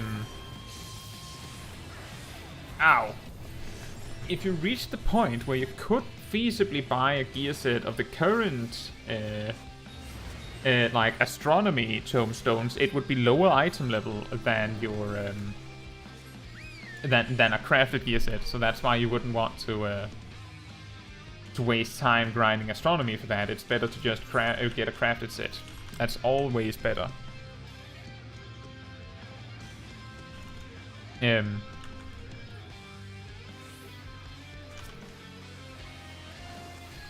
Ralu, let's get it. How are you doing? Let's get it.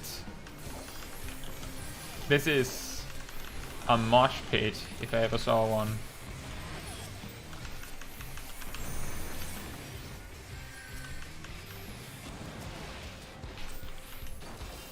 Wait, all of the teams are here? You're doing good? That's awesome.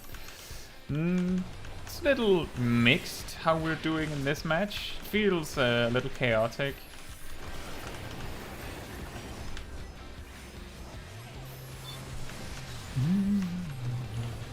Oh, I think someone's trying to sneak the flag. There was a whoopsie somewhere in the distance.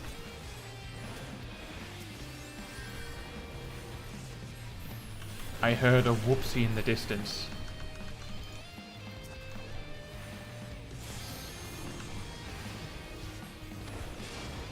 Oh, Sage limit break. Let's stand in that.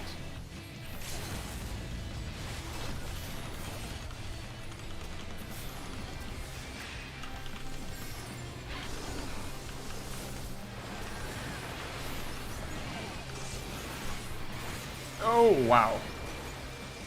Pokeshak says, I hear in the next patch they add new equipment and this crafted set is not a good idea, and for that reason I asked you. Okay, so that's so I have a video basically explaining the entire story of a raid tier, like every item level in the raid tier. Right now we're in the first half of the second raid tier, which means that there is no alliance raid associated with this raid tier. The alliance raid will drop item level 620 gear, I believe. If I remember correctly, it'll be 620, yes. And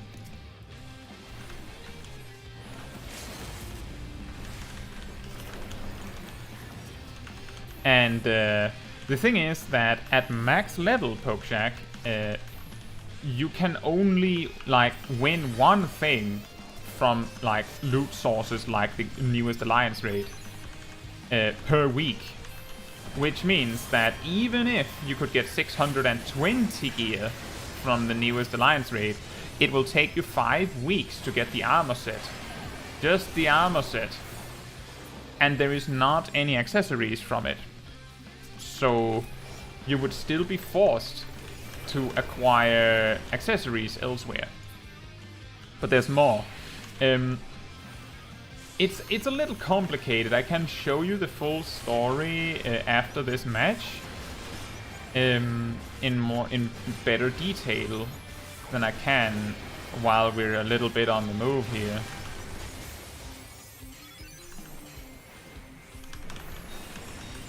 This Dark Knight is just completely fearless.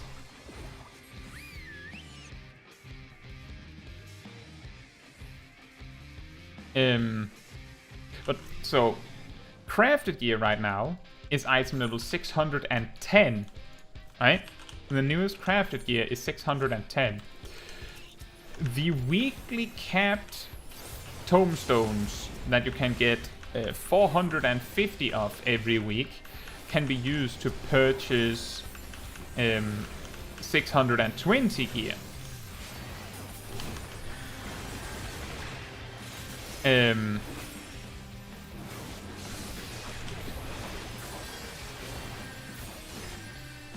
And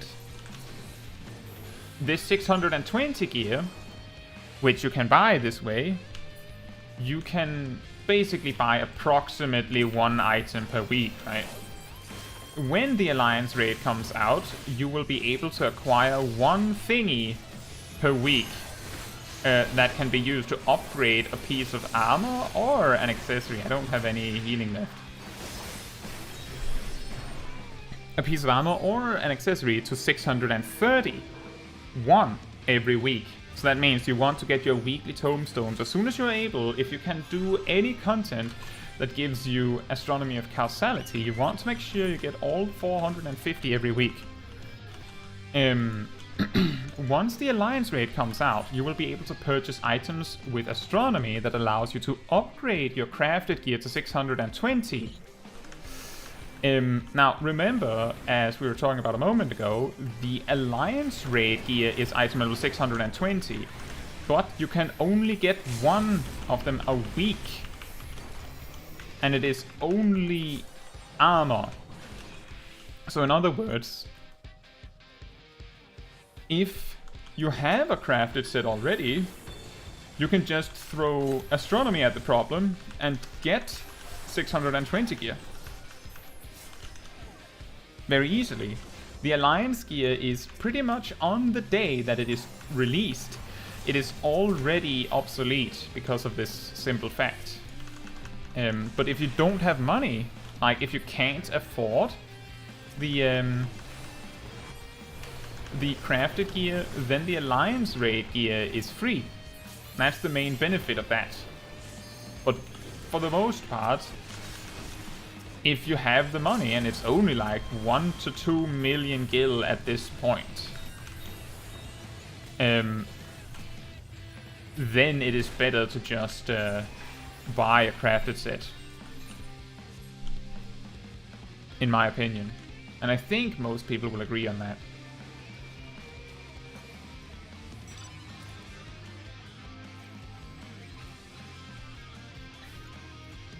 So the important thing here is, Pokejack, that you will eventually be able to upgrade all of the crafted gear.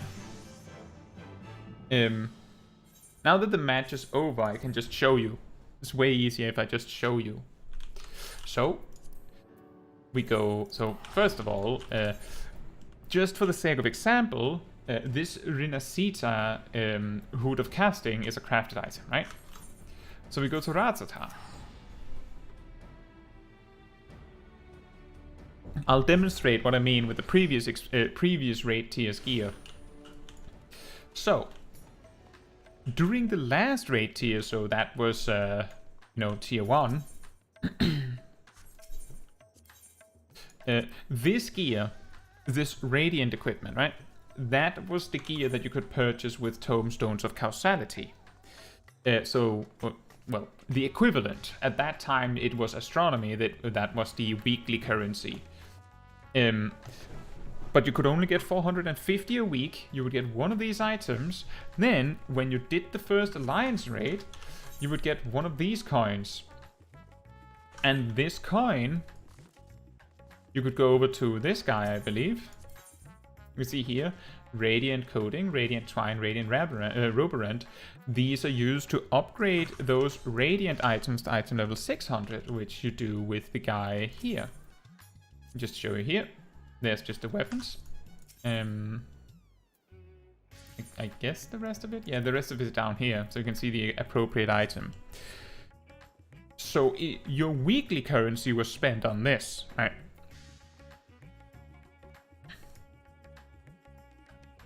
Oh.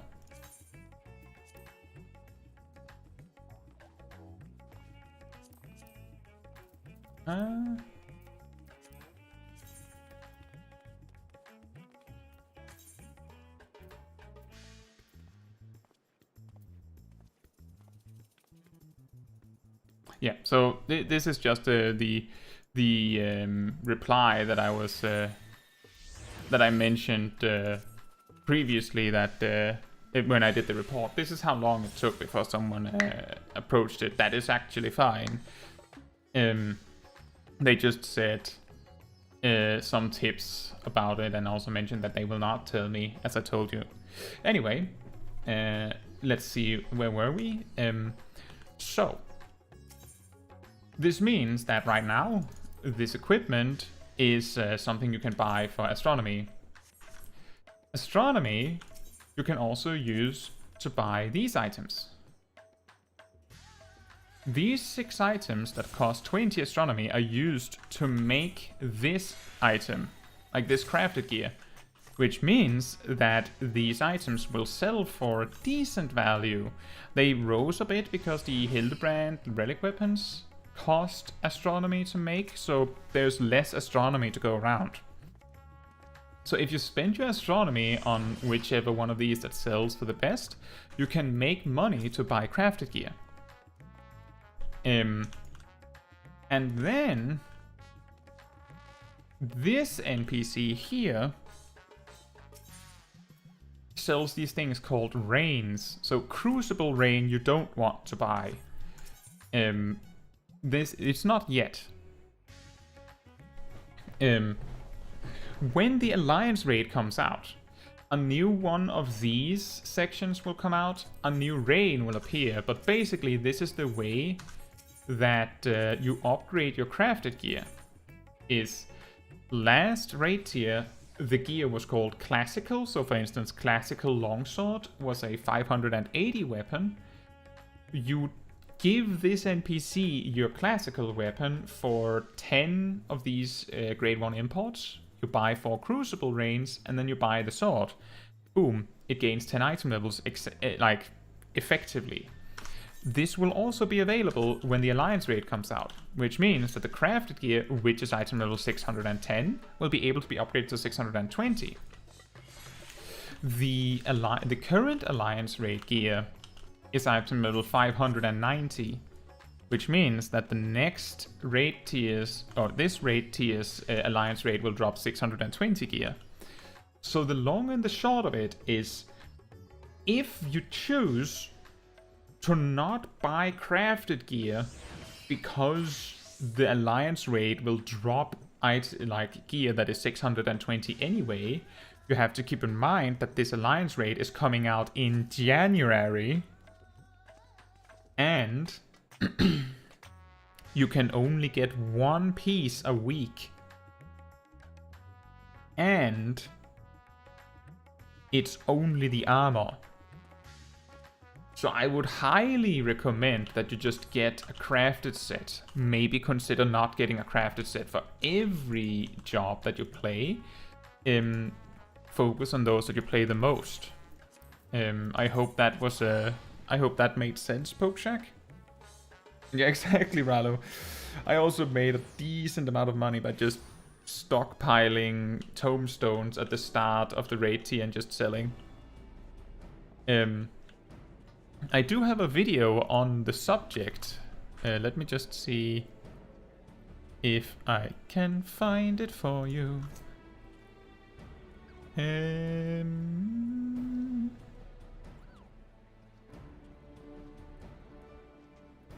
A little bit, I believe it was back in summer or so. The universal gearing guide of Final Fantasy XIV. This one. You may want to. I can't remember if there's. I don't believe that there's much spoilers in it, but given where you are in the story, this might be sensitive. Like, you may want to just bookmark it or something and get back to it later, Pokeshack. Because where you are in the story, just a mere, like, a dungeon name or something, or a picture might spoil something that you didn't want to see.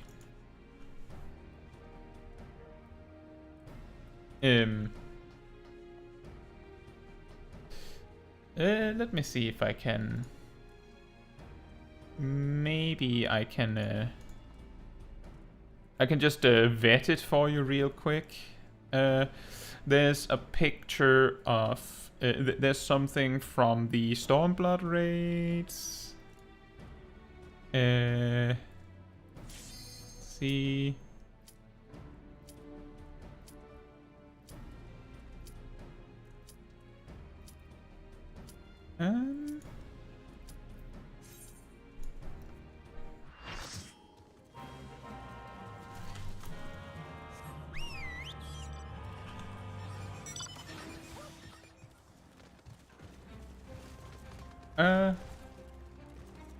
I think that you might be somewhat safe to watch it, Pokeshack, but the simple answer is buy a crafted set, ignore whoever tells you not to, because they aren't looking far enough into the future. They're saying the next patch you will be able to get gear that is higher item level than a crafted set, completely forgetting that it's only some of the armor set that you can get in the first place, and also the fact that it'll take you 5 weeks at least to get it for one job. So if you're playing every job in the game, you know, that does mean that you'll need to do this like forever. So you don't want to do that. Much smarter to just buy a gear set and call it a day.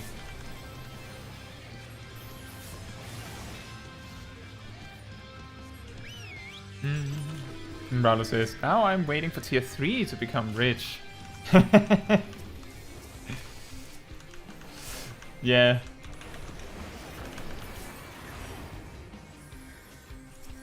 It'll be the exact same over again for next tier, but that's in like April, I think, before that happens.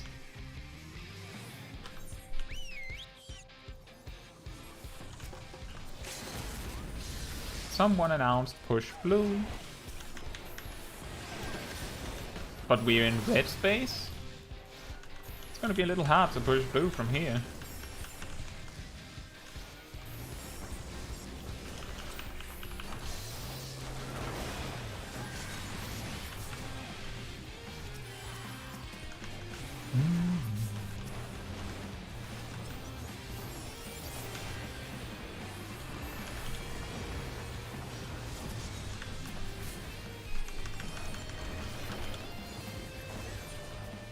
Is the team still here? That's what matters to me. I don't want to be on the front line and then just die.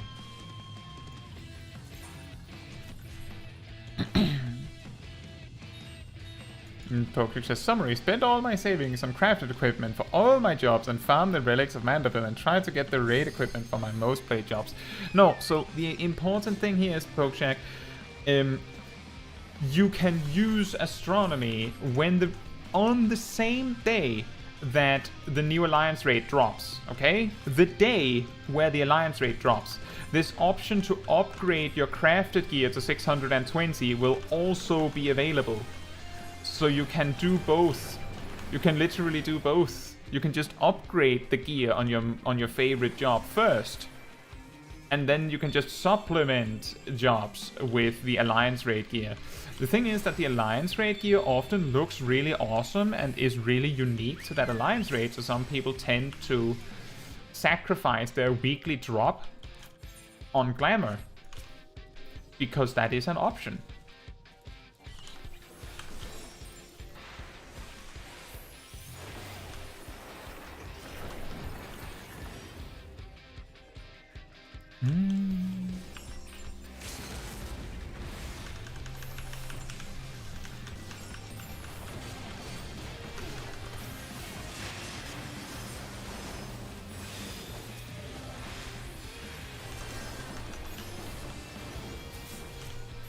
So, yeah, I would still say, surely you're not playing all jobs equally at max level. I would say whichever job you play the most, get that job a crafted gear set. If you don't have that much money, and save the rest. My general advice is to make sure you keep at least 1 million gil for emergencies. Oh, someone is announcing pullback. So we pull back. Oh dear. I see the problem. We would have been flanked by blue if we didn't pull back.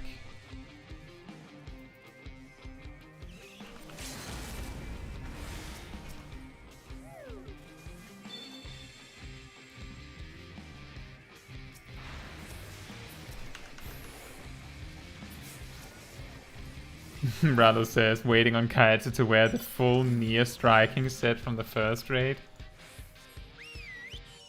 Why the striking set?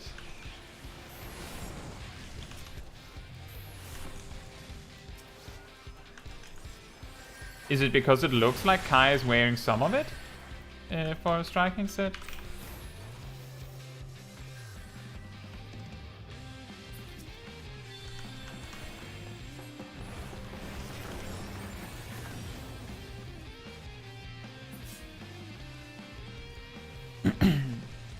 Boxer says, yeah, and I'm not a hardcore player or raider. I only want all my jobs with decent item level and looking divine. So, the crafted gear...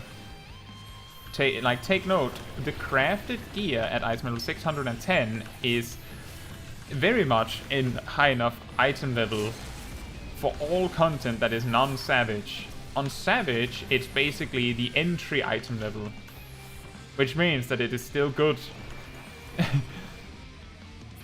Like, at this point in the raid tier, it's not so great, but it's the best starting point.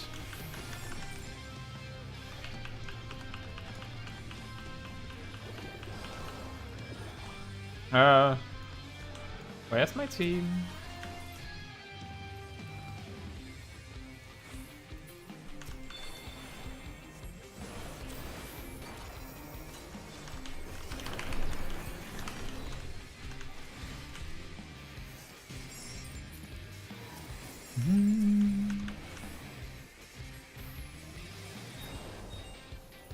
And someone announces pullback.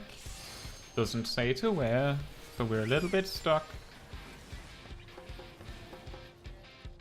It says mid soon. And Ralo says you probably like it once you dye pink. Well, I have seen it. The reason why I'm asking if it's because she looks like she uses some of it is because the Cape of Happiness that I use for my Samurai Monk outfit looks a little bit like one of the chest pieces from the Nia Alliance raids. But it is not from there. It's the Cape of Happiness, I believe.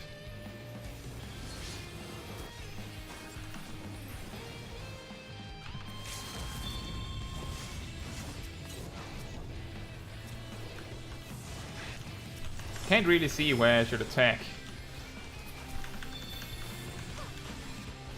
In what direction do I direct my firepower? I have lots of it.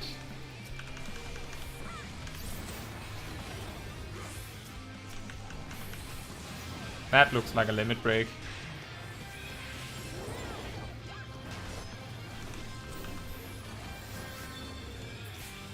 It would look more badass, TBH. Well, you see, Kaitsu just looks cute. And that's what she do.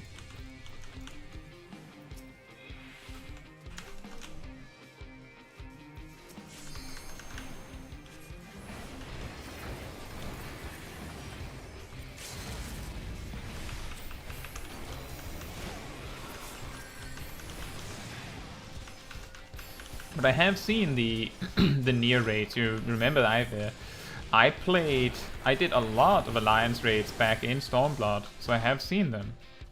And I have, as far as I recall, specifically not gone out of my way to grind any of them.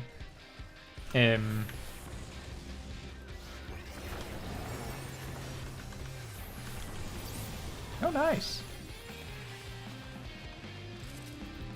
Oh, nice. Oh, no, not nice. Run.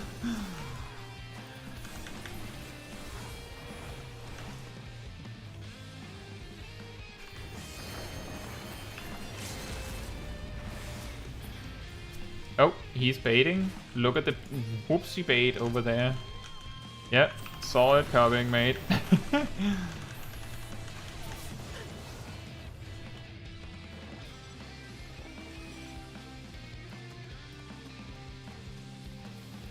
I could see it from a mile away because he was, as far as I could see, he was both guarding and using the Kosuchi, but he did it in a weird order, so I could see the animation from Kosuchi very, very clearly.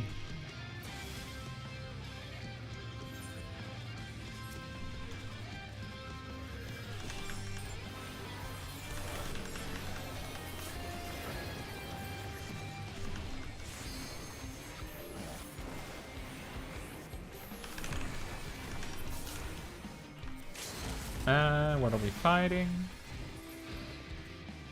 What are we fighting for?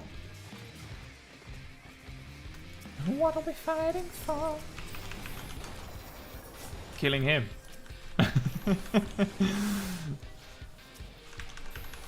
And you. Oh, focus. Don't die. Uh-oh.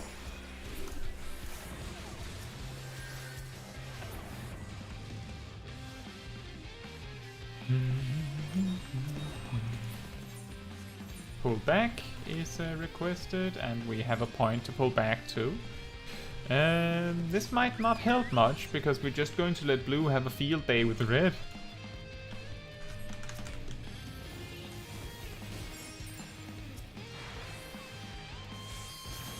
That's a lot of battle high fives. Welcome back, Robert.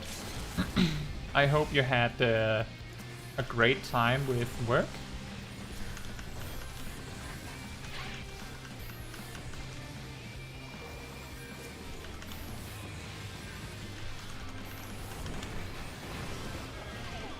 And Sydney's back. Welcome back. You're excited to play the Nier dungeon. You know, I have a friend who was like not really easy to convince to try Final Fantasy XIV, but then when the alliance, when the Nier raid was released, he at least gave it a shot. He got past the A Realm Reborn post game, and then he burned out because he was only doing the main quest and nothing else. And that is the reason why I always tell people to make sure to take breaks from the main quest, because otherwise you're going to burn out.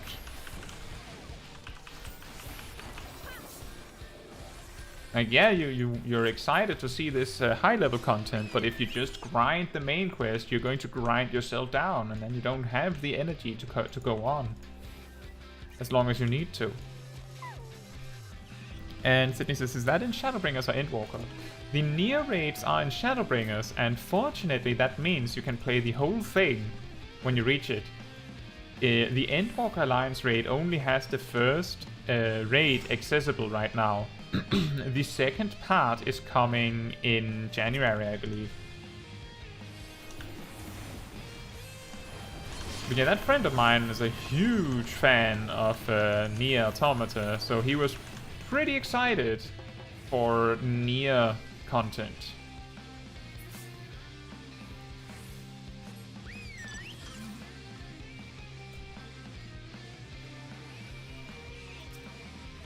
I don't think we can actually stop blue from winning, even if they're in such a predicament as they are right now.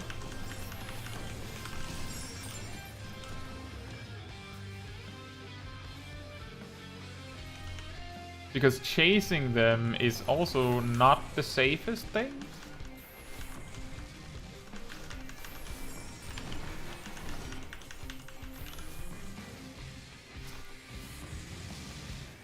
Oh dear. Get out of the way before you get trampled. Ah. I'm possibly as far out of position as I could possibly be. I don't even know where my team is right now. That was incredible that I didn't die.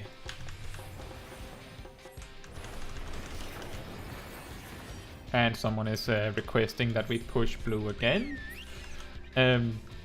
I'll try. I tried before and it didn't work that well. If blue gets that spot, we lose. But if they get like 2 kills, we also lose.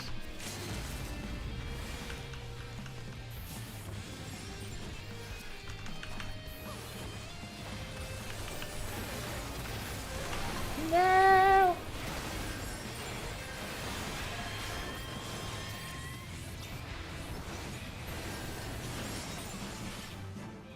Oh boy.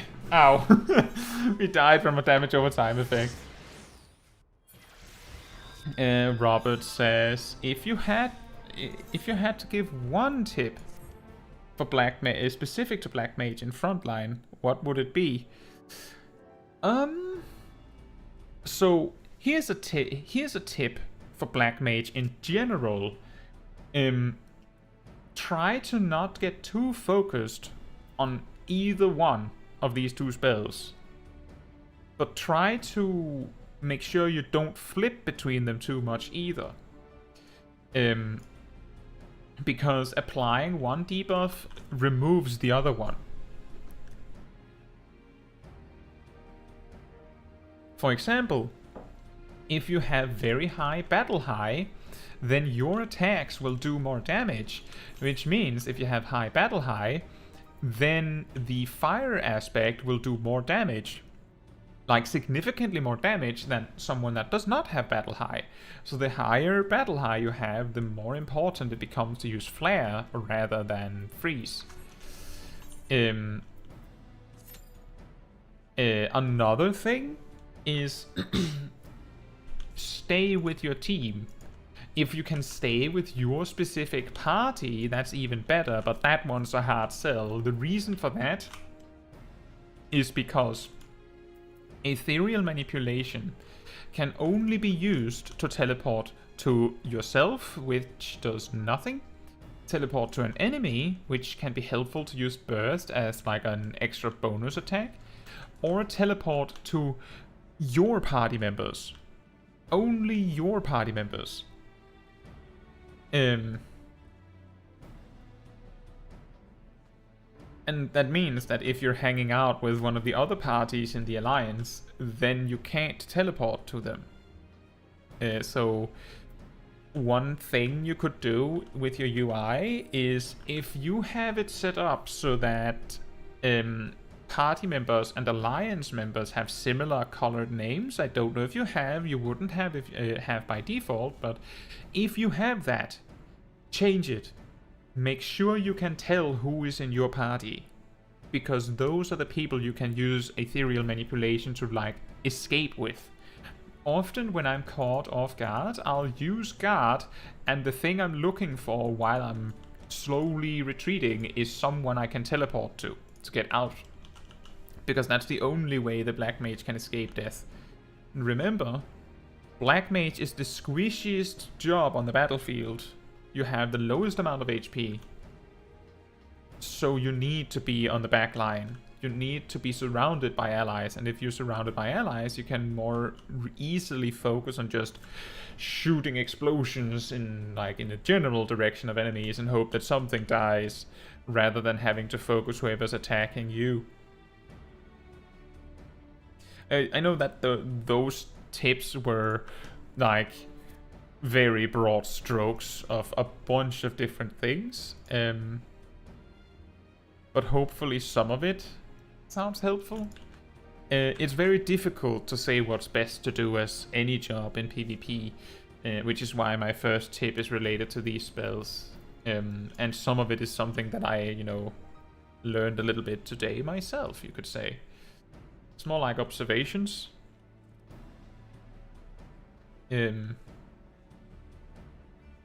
Rallo And Poker says, we need you as president, supreme leader Kai. I don't think I would be a good politician.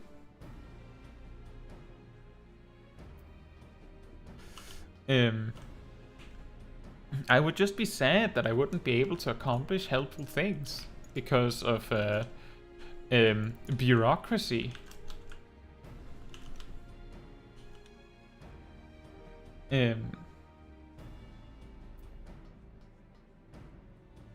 Another one, you can just talk about Black Mage tips and tricks while we're waiting for the queue.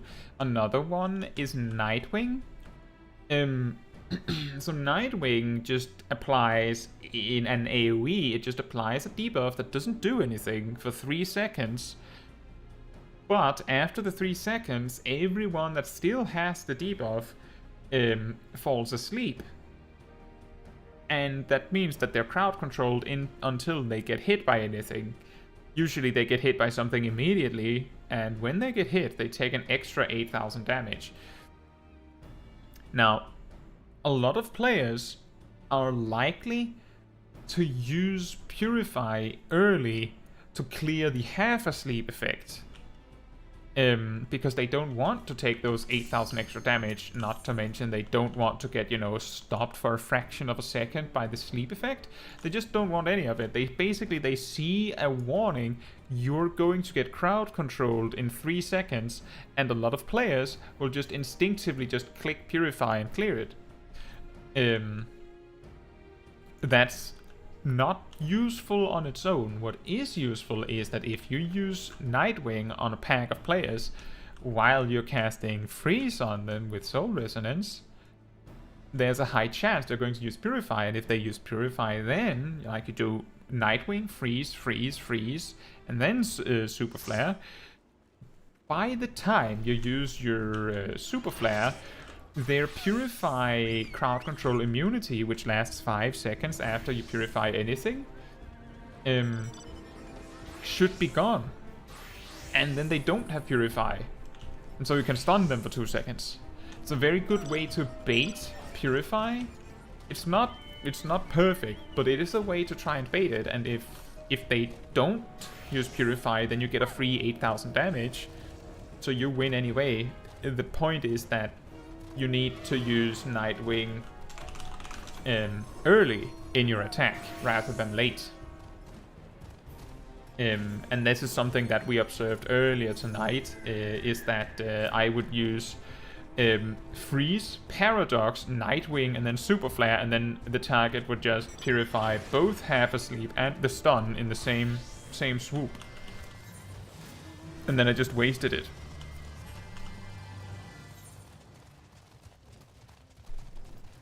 Yeah, using Nightwing as like a bait to get people to waste their cooldowns is not a bad idea. It's just also more complicated. Oh, I don't want to fight that many people.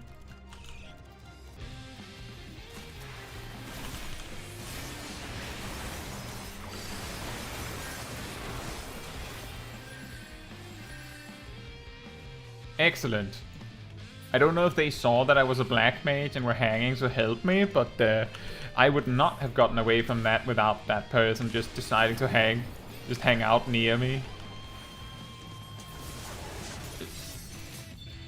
I got a kill with a regular old Blizzard. You need to work on your PvP crossbars. Oh right, you play on controller, right?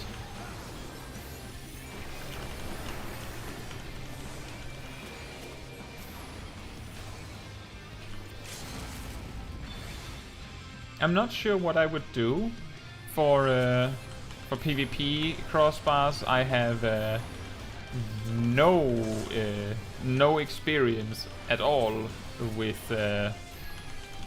controller gameplay. In fact, the other day on stream, someone was thinking about buying the game on, or playing the game on PlayStation 5, I believe, and I specifically said that I somewhat avoid controller games because I'm extremely bad at using a controller.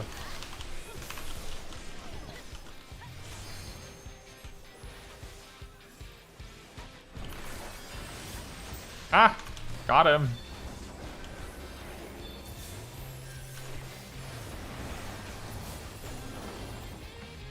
I feel like we just have this weird strike squad here just mushing around, killing people. What's happening?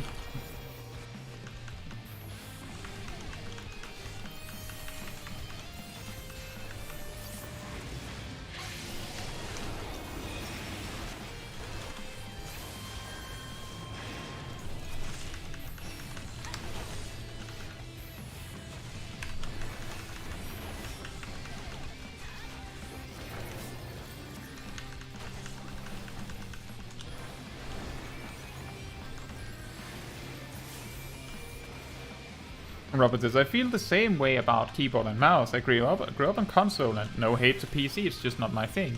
You know, I had consoles in my family when I was like 5. And then when I was 10, I got my own PC. And then I have just preferred to play PC games since. And that's, I guess, sort of where it went.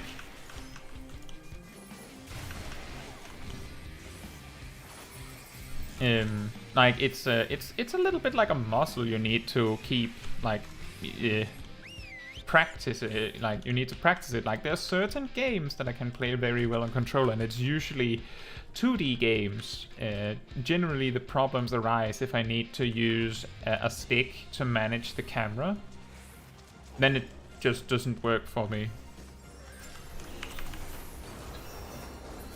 Oh, that machinist just had. He had a bad day. Speaking of bad day, that is a lot of White Mage limit breaks. And Dark Knight Salted Earths. Wow. That was they pretty much took all of our points all at once. That was insane.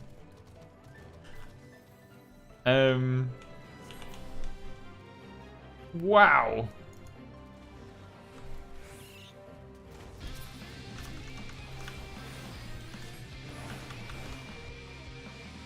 Was it? I think it was Pokeshack that mentioned. I can't remember if it was Pokeshack that mentioned recently going into a daily frontline and then having someone announce that there wasn't a lot of Dark Knights or something like that. And then leaving or something to that effect. Either leaving or switching job themselves. I can see why. Apparently, Dark Knights have an interesting synergy with White Mages. Because they can just like scoop up everyone and place you in the White Mage limit break.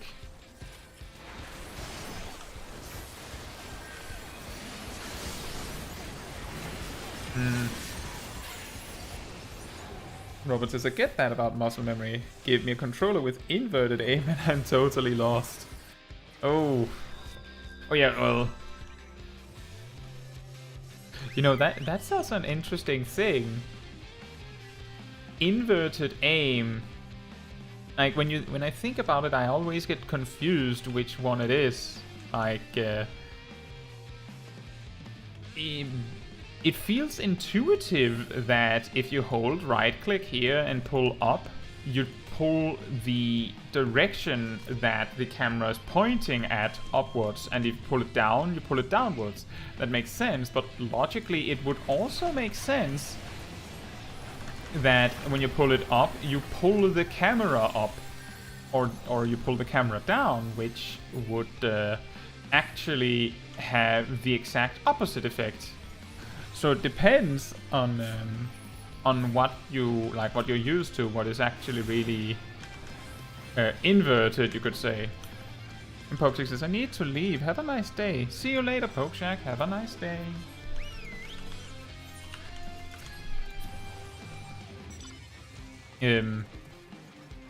Yeah, what I mean to say is that it depends on what you view as normal, I think.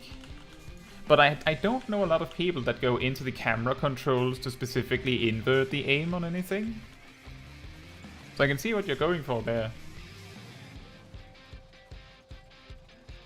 and someone announces we have to stop red somehow, but you know, wasn't it red that killed every one of us with a bunch of limit breaks? I'm not sure how we're going to beat that. If they have it ready, pretty much.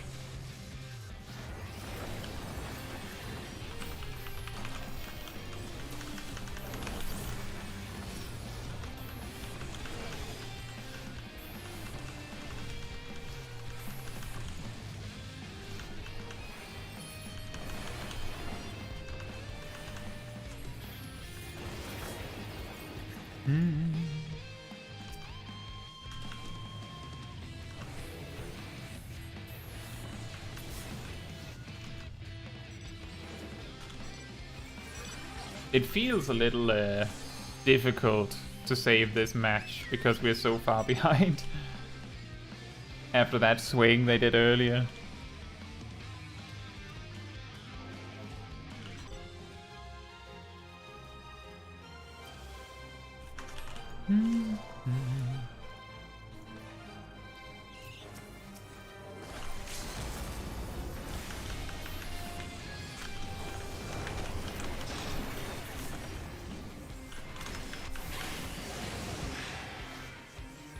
Them Dark Knights trying to do the drag down move. That's why they keep falling down like that. They're trying to be slick, and they're not. Trying to be fancy.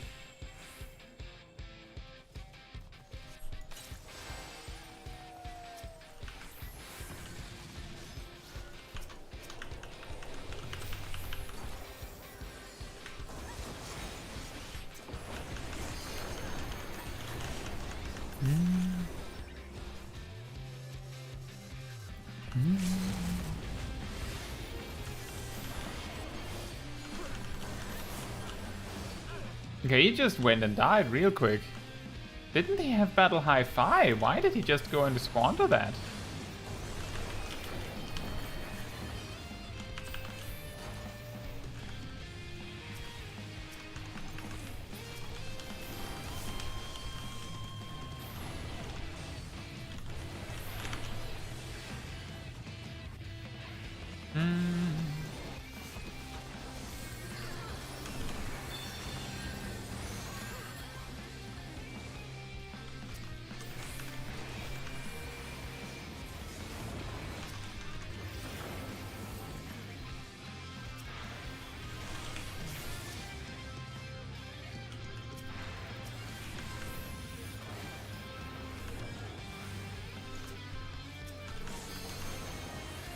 This is rough. We're trying everything to stop red from winning, but they can win on just killing us.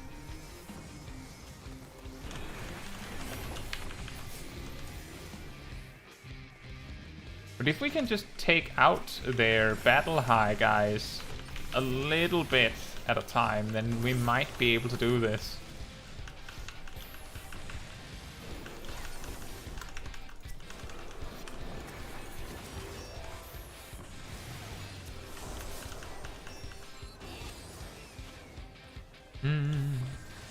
Wait, we got the middle point? Oh, nice. Nice, but at the same time that means that the battle is going to move elsewhere, which means that it's going to be harder to hold red back while also fighting for something else. Part of what made this exchange feasible was the simple fact that everyone was here.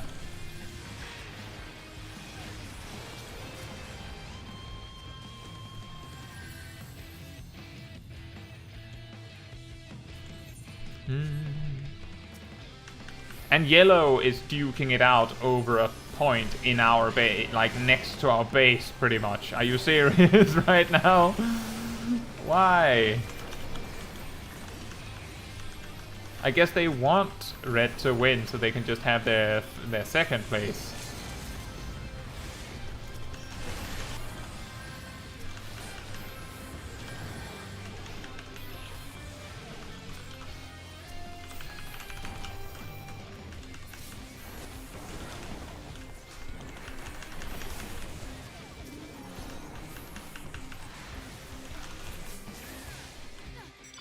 And now we lose. Because of yellow just messing around. Oh. That's hard. That's really rough sometimes. That was such a random move from yellow. They could have chosen to do so many other things, but they specifically decided to challenge us for the point instead of red.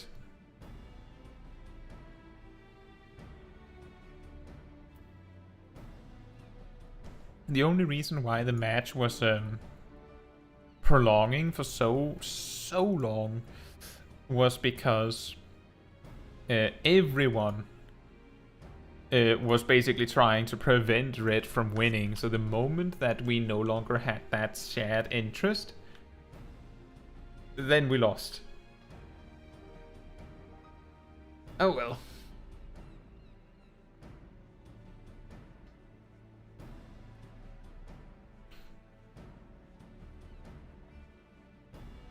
Do one more match, and then I think it's a pretty good time to move over to a little bit of hangout and talk, if there's anything anyone wants to talk about.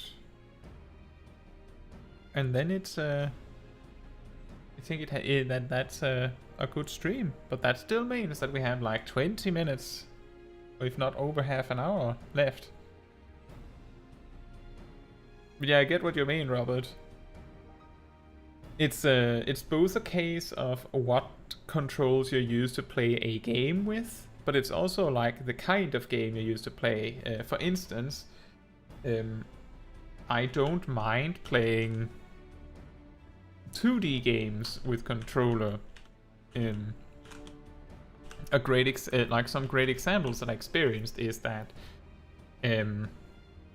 I play Smash Brothers with a controller, obviously. But I don't play Monster Hunter very well on a controller. And those are both like mainly controller games first. On the other hand, I played a game like Salt and Sanctuary, which is like a 2D side-scroller version of a Dark Souls game on mouse and keyboard, and that works just fine.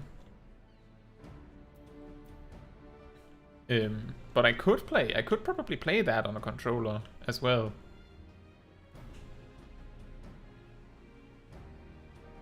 Sydney says, I'm almost done with work, about to queue for Frontline 2. Oh, nice.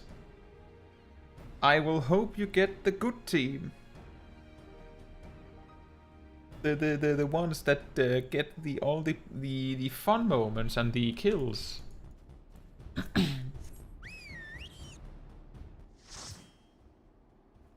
Do you work from home, Sydney? Just given that you can be almost done with work and immediately about to go to Frontline. I'm guessing that's the only opportunity. And then you also mentioned programming earlier, so it sort of adds up.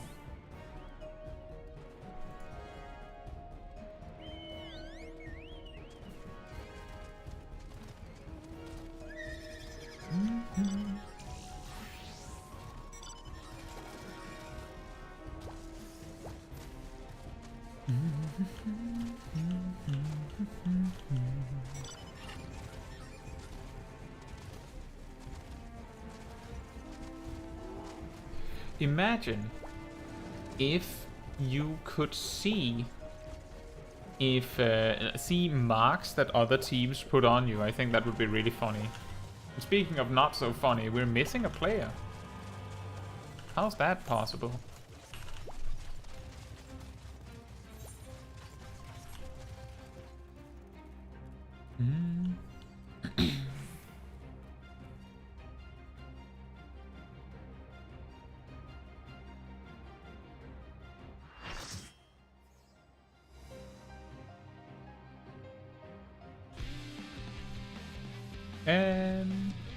And Sydney says, I spoke too soon. Boss just pulled me into an emergency code update. Ah.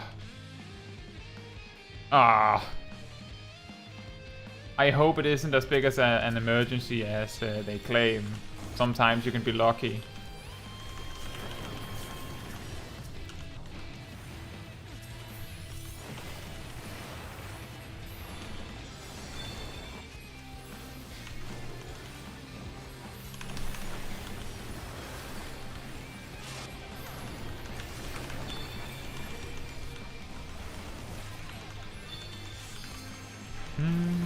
Oh, we have limit break.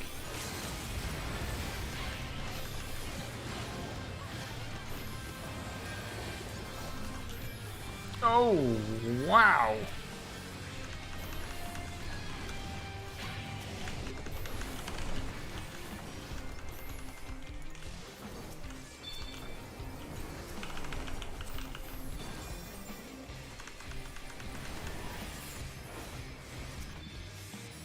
I think we're heavily outnumbered. I'm wondering how it takes so long for them to take the point.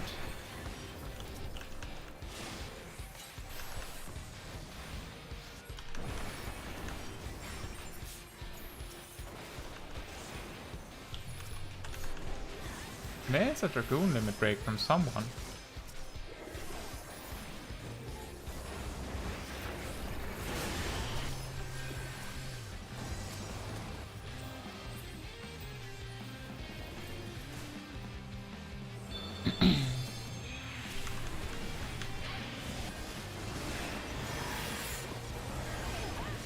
I think there's some pre-mates here, guys. That was way too well planned out for randoms. That's all I'm saying.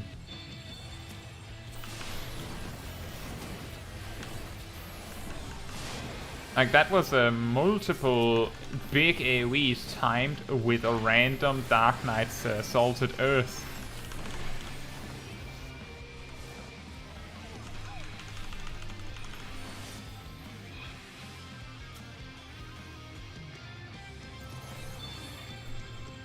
I just realized I'd completely run out of MP. So I was in massive danger for the majority of that time, and we have no points. Defend what? Someone said defend in chat. We have nothing to defend, I don't think. Well, aside from our own base, I guess.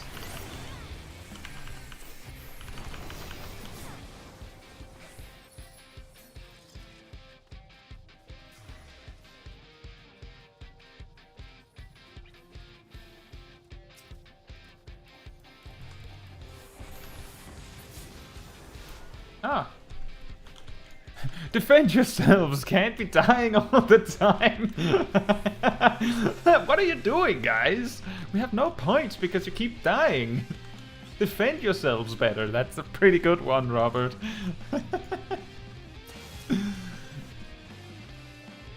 Defend your chest, defend your body, defend yourself.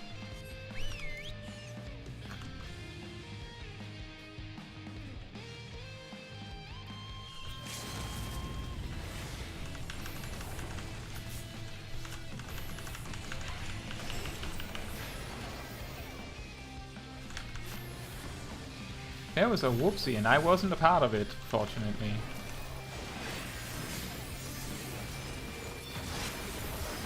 Ah, I was trying to jump to Min Seha right there, and they jumped in just as I tried to jump out, so nothing happened.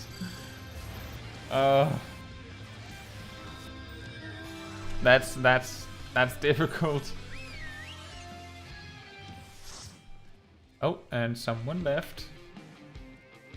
And was immediately replaced.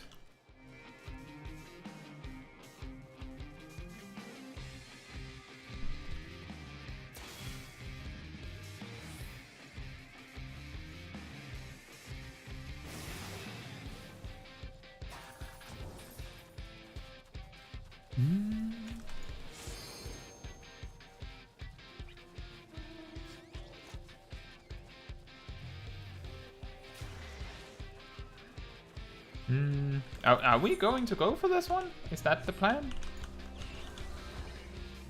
I guess it is.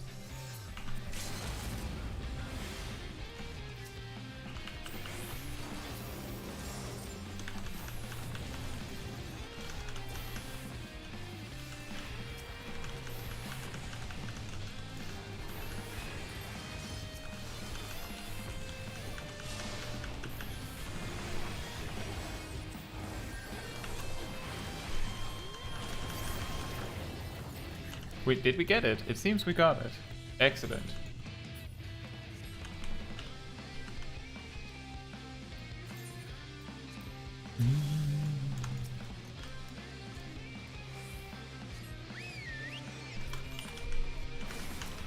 And there was a whoopsie.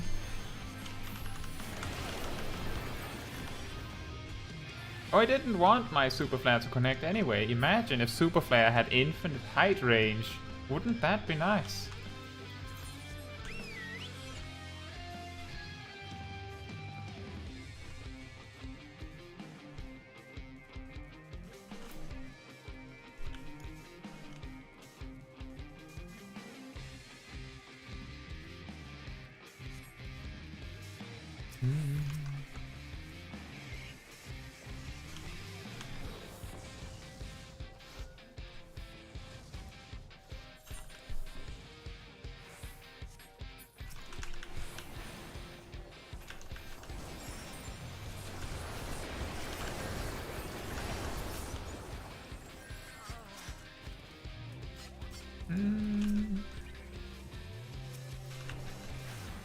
It's a little difficult. It feels like we're a little bit split on what to do.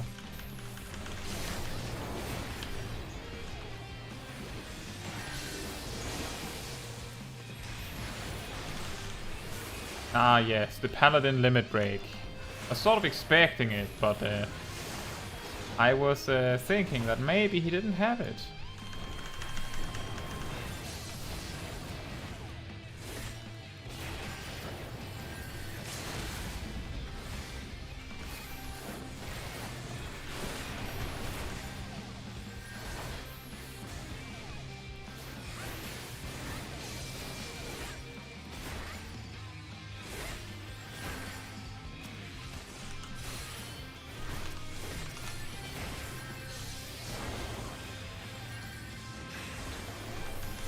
I thought I was doing nothing, and then I realized that someone was sneaking the point up on the hill. And suddenly I was much more interested in duking it out with this paladin, because I guess he didn't realize. Somehow, unwittingly, I defended the capture right on the hill next to me.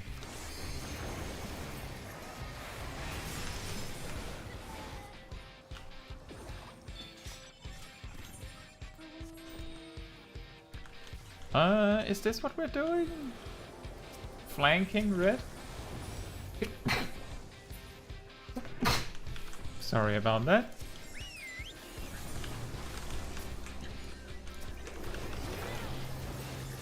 I don't think this is the smartest strategy we could come up with. Completely honest. It would be better if we were fighting blue.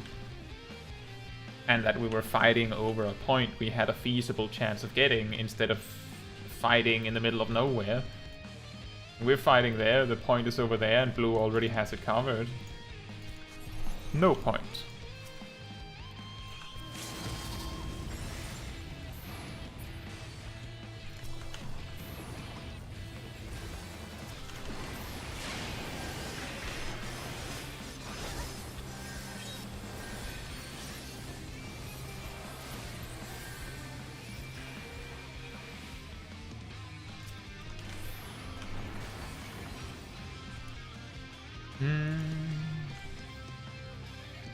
It's the best I could do. Try and cover someone else's escape while I'm far enough away to be safe.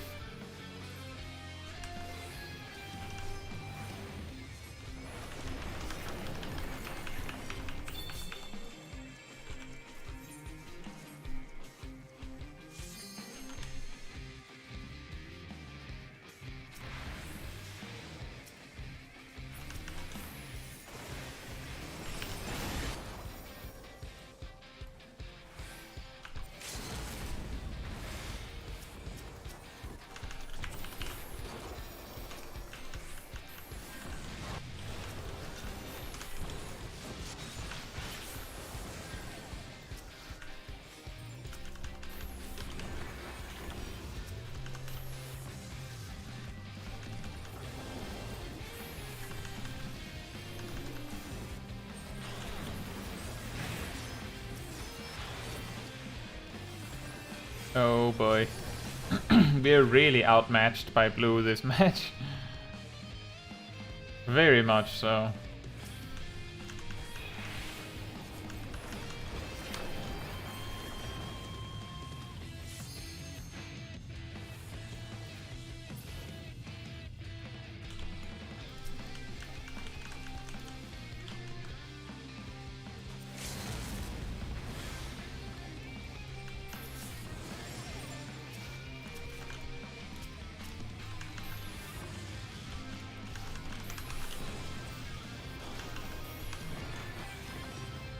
Take some damage on your way out.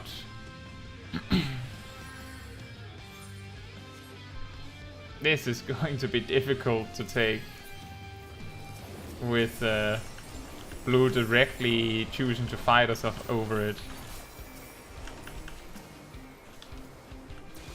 Or maybe not. Maybe we can have it. Oh, they're too split because they're getting attacked by red on the other side. And we're so far behind that neither one of them cares.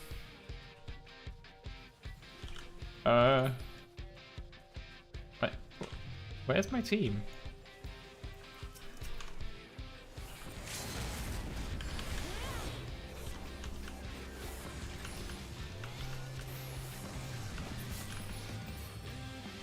Excellent. We got a battle high 5 down, but it's so close to the end of the match that it hardly matters.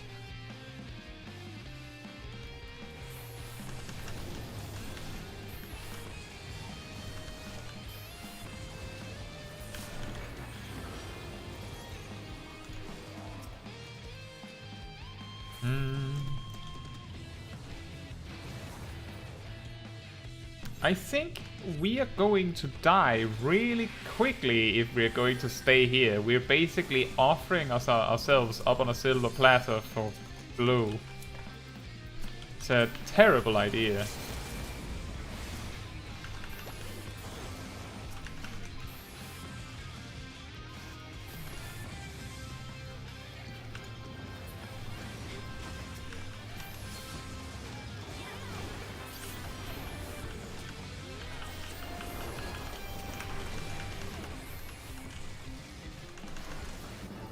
And blue wins.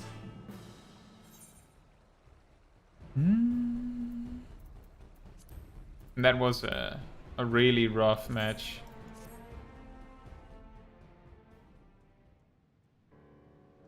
Now, I think that will be the last match for tonight. So if there's anything, usually the stream always ends with a little bit of time for questions or just talking about something. So if there's something you guys would like to talk about, have any questions about, this is a great time to do so. Not that I wouldn't answer during a frontline match, as you probably have seen throughout the stream. It is just easier to respond to more complicated questions at this time. I feel like we're reaching the point in the evening where I'm not playing as well, for instance. Robert says, is Sweet Dreamer a main quest title, or did you do something special for that? I think it's a title for a specific job being leveled up. Let me just see. It's a little difficult because I have so many titles.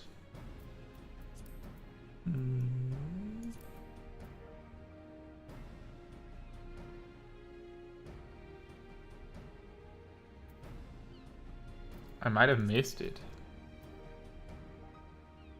Sweet Dreamer for the quest Forever Young.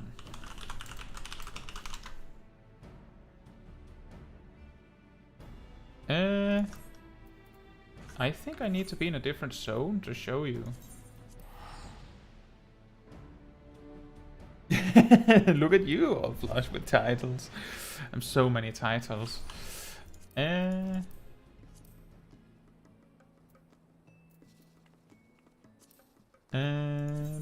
I might be able to find the specific one. Let me see if I can do that. Man, if only the search systems were a little easier. Forever Young is awarded for being a specific rank with the Dream Spinners. Who is the Dream Spinners? I'm guessing that's the... if I remember correctly, I think it's the Pixie Beast tribe from Shadowbringers. I think it's the Pixie Beast tribe from Shadowbringers that you need to completely max out. Then you get Sweet Dreamer. And I just always use Sweet Dreamer because I like it. Because I am a dreamer. Sydney says, I have been leveling my Gunbreaker primarily, but also have all my other jobs unlocked with gear of level 70 waiting for them. Is that a foolish use of tomes? No, that's actually a very good use of tomes. The ways you can use tomestones of poetics specifically is the first thing, which is the most valuable thing, is buying level 50, 60, 70 and 80 gear. And the gear you buy for poetics there is the best gear you can get at those levels. They last about 5 levels before there even exists anything that's better. If you don't have any gear that you want that you can buy with poetics, then there is one other thing that I recommend that you can do with your poetics. I think Idleshare is a decent place to show it. I think you can buy all the things there.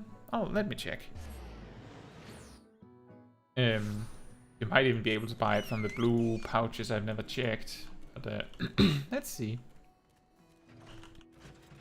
This is just a demonstration of what you could buy instead.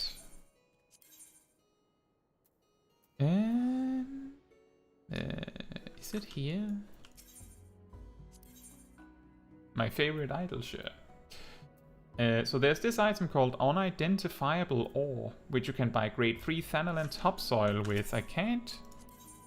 oh yeah, it's here. So Unidentifiable Ore. For 150 poetics, you can buy a grade 3 Thanalan Topsoil by trading it in. Right? So, the primary question that follows from that is, of course, okay, so how much is grade 3 Thanalan Topsoil worth? And then we jump to, I don't know, Limsa Lovinsa to find a market board, because there's not one in Idleshare. Look at this pink muscly man. I like it.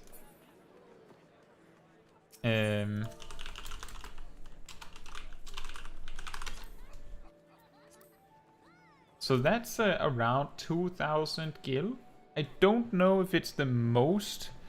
I don't know if it's the most valuable exchange of poetics, but it is a way to turn your poetics into money.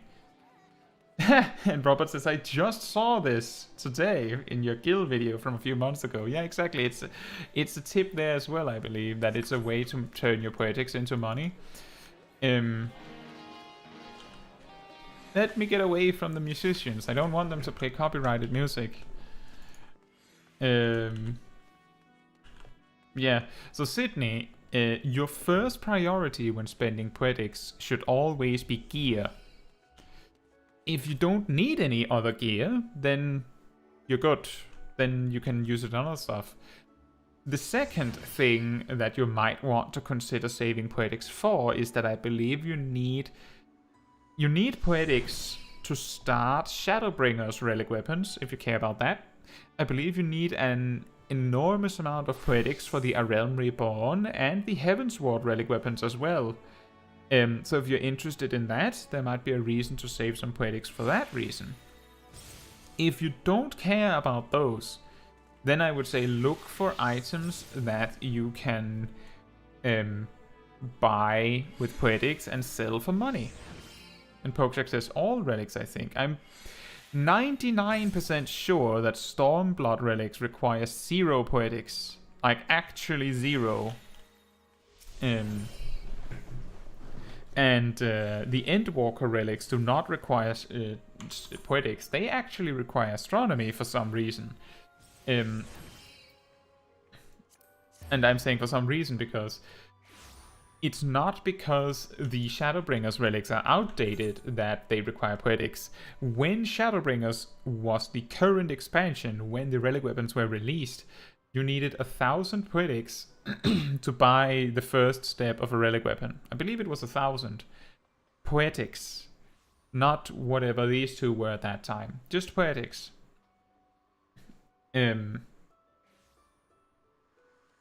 But in Endwalker, you need 1,500 astronomy to just buy the first step of a relic weapon. So that's something to keep in mind. Like, basically, if you're interested in old relic weapons, there might be a reason to check if you need to save tomes for that. But otherwise, Sydney, spend your tomes on gear. Buy gear that you're going to need. Go for it. If you have the space, it is the best way to spend it. Just, if you put your gear somewhere unusual, just remember where you put it. Just keep in mind where you put it. I believe Saturday I told a story about me misplacing a machinist level 60 outfit and forgetting I had it. Thank you for coming, Robert. See you very soon. And Chopstick On says, I'm new to Frontline and Crystalline Conflict. Any recommended job? So if you're new to both, my first recommendation is try PvP in Frontline first. I actually realized I queued specifically for Onsal Hakair instead of Frontline Daily Challenge all evening. Oh well. Do Frontline first. The much larger battlefields makes it a lot less stakes. Like, if you die, it's not as bad as in Crystalline Conflict. My second recommendation is, in Frontline, all melee jobs take like 60% less damage. So you can survive a lot more damage if you're a melee job in Frontline.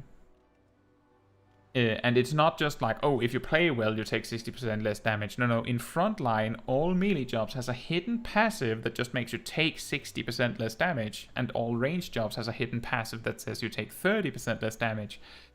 If you want a job that can take a lot of hits, I would recommend any tank, really. Paladin and Dark Knight can get away with some incredible shenanigans in particular.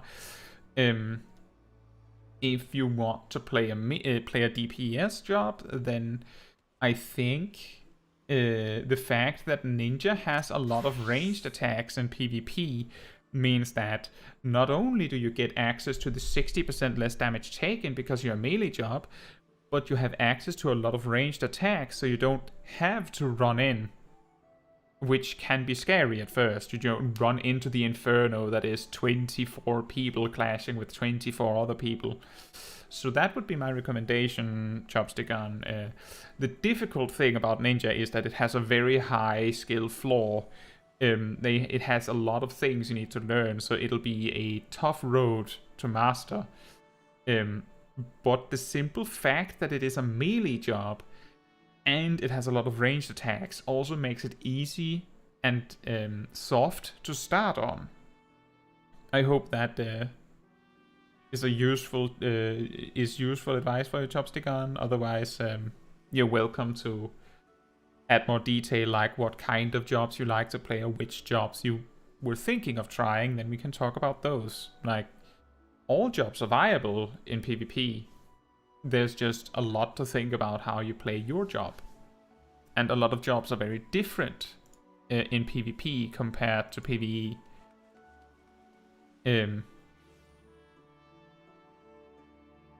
For example, Ninja is very ranged focused somehow, and Red Mage is very melee focused, despite being the opposite.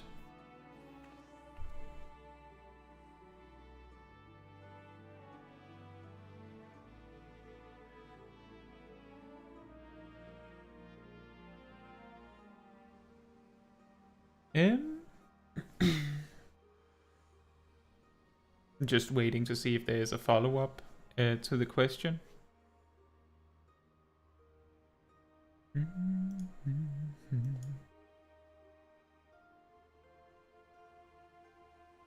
And Chopstick On says, what about ranged jobs? I was thinking maybe machinist. I like being top of the damage board.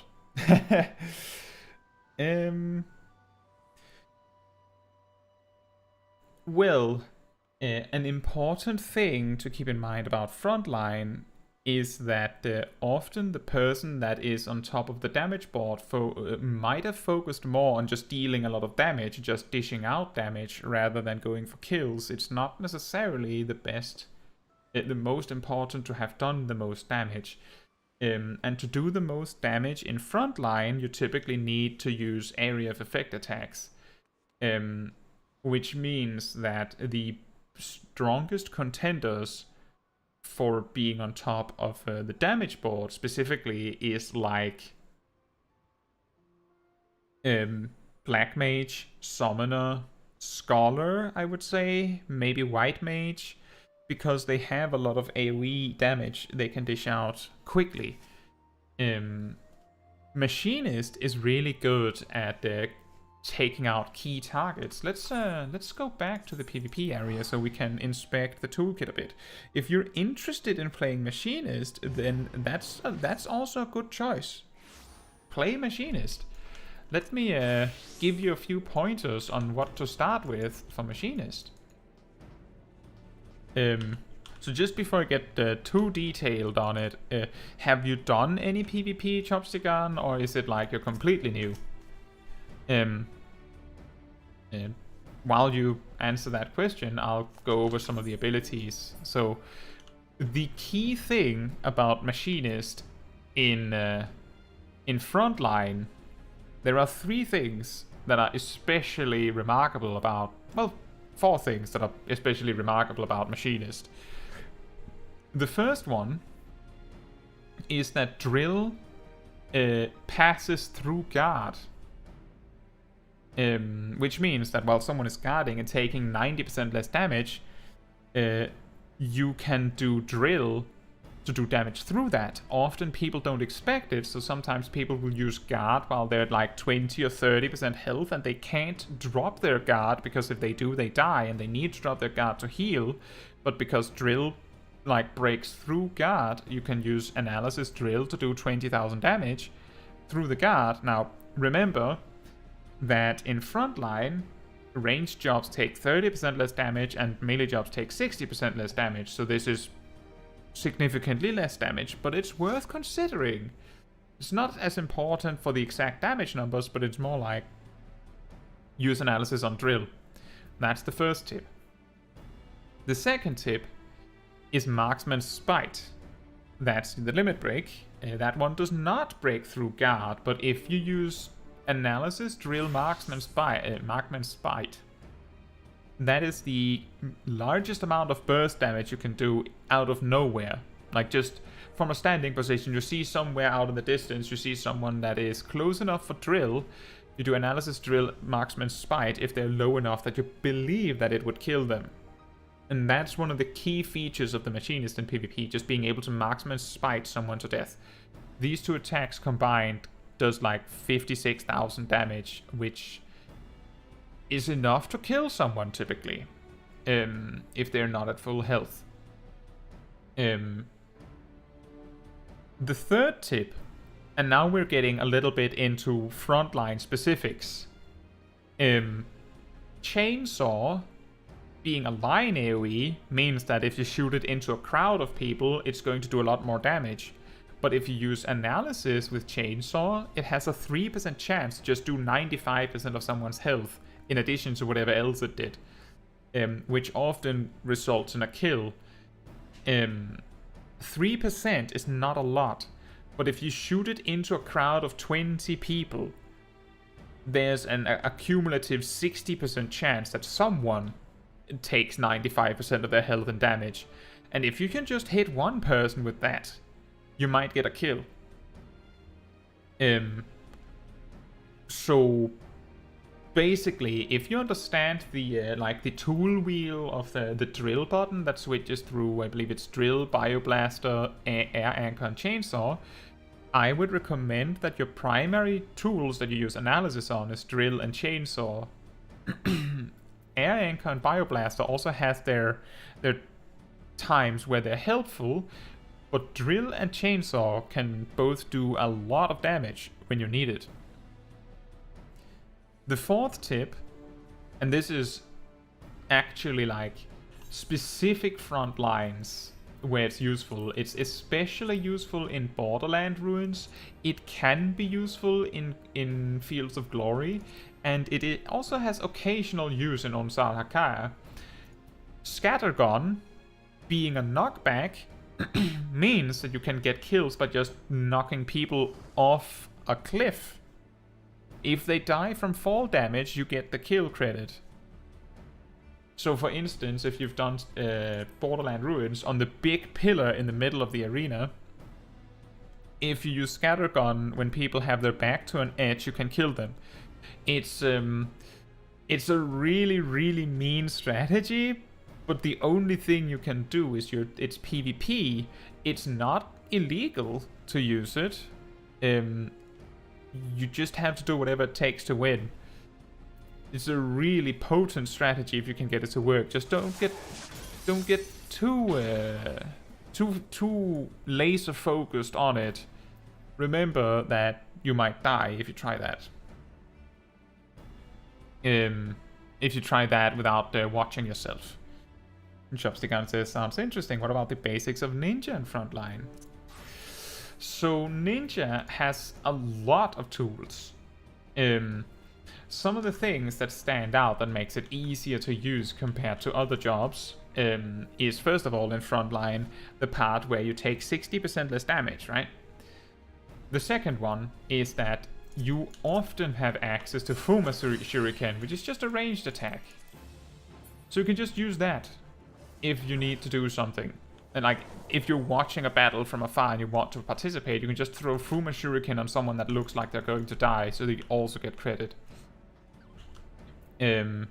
Another thing is that if you just use Bunshin on cooldown, it makes your next 5 attacks do some more damage. And that means that the ninja's Fuma Shuriken does 9,000 damage instead of 6,000.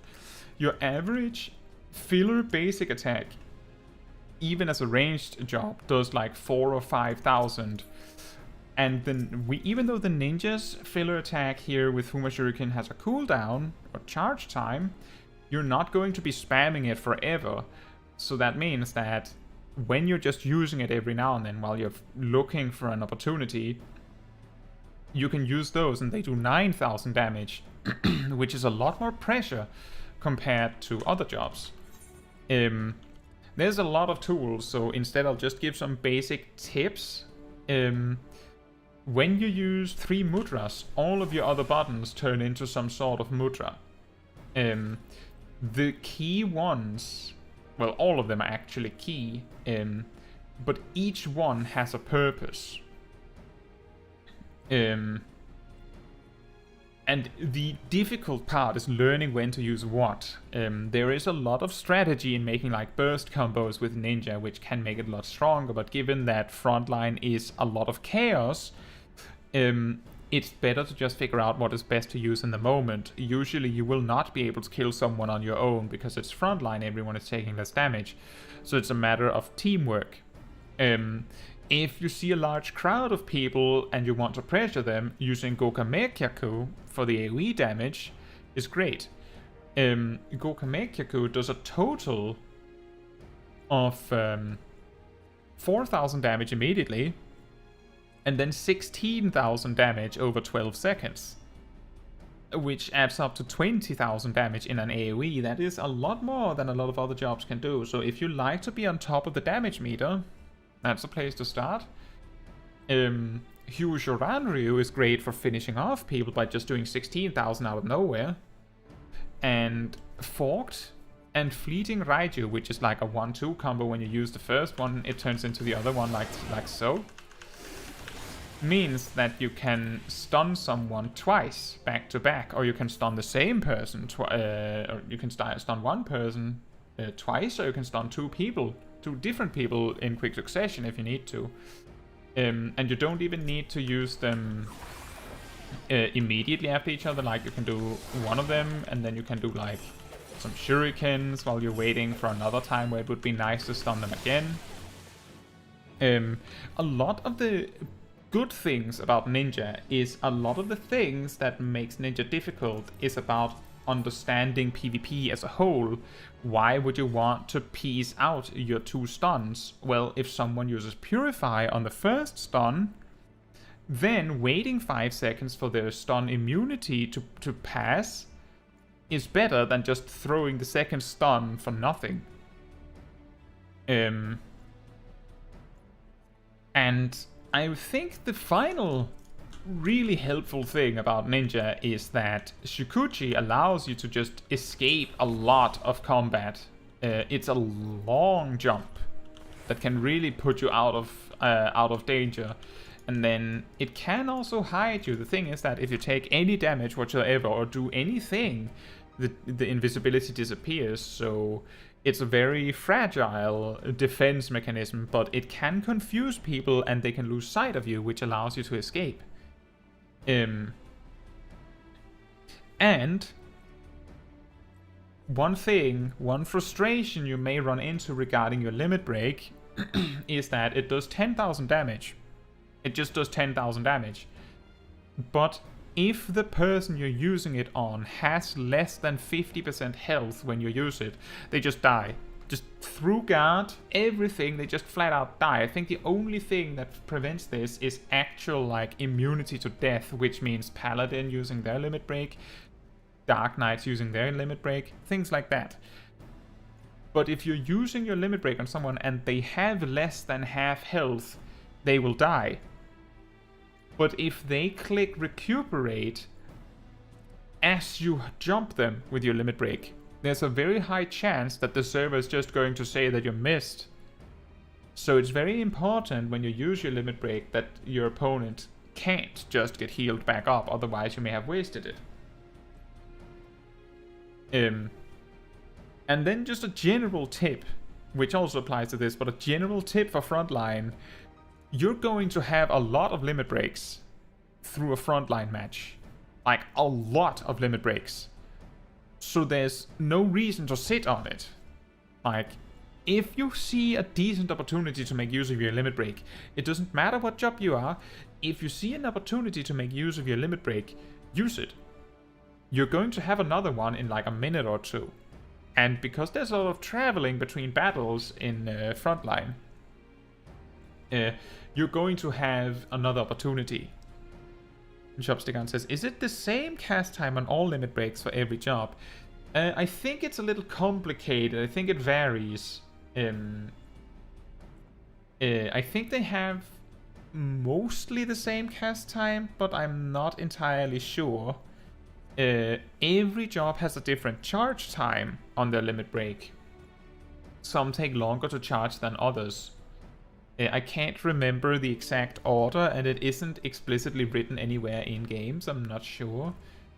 But in Frontline in general, your limit break should charge pretty quickly, so that shouldn't be a huge concern.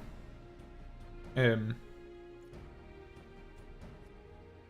main thing you need to take into consideration with Ninja is that you want to make sure that the person you're using your limit break on has less than 50% health when you start the cast, and for like half to a whole second into the cast. You will teleport to them and do it, so that's not a non-issue, but about half a second to be sure that it actually connects correctly.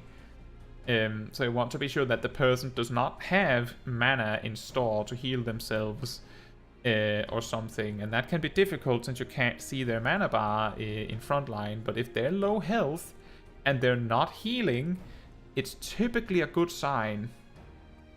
And the same applies for Machinist in some capacity, but the difference is that there you're just looking to do a lot of damage. The Battle High bar, which you may have seen in Frontline, which is like a bar that appears somewhere on your screen, gives you 10% more damage output for every 20 Battle High you have. So that means if you have a full Battle High bar and have Battle High 5 as a buff, that's like a banner on your screen somewhere, you do 50% more damage. Which means that the Marksman's Spite is more likely to do the damage it says on the tin, despite melee jobs taking 60% less damage, right? I hope that makes sense.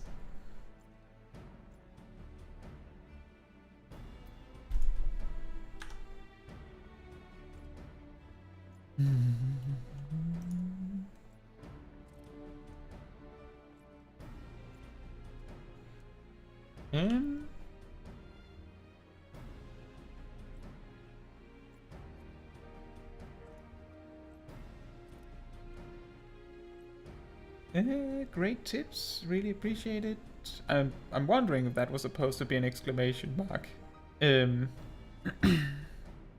But yeah, if you're new to Frontline, my advice is always just try to follow the crowd. If you're not sure what to do, just follow the crowd. That's usually good enough. It's better to follow people than try to lead if you're not sure what you're doing. Thank you, Chopstick. I do PvP streams like once a week, and then I upload a lot of guides.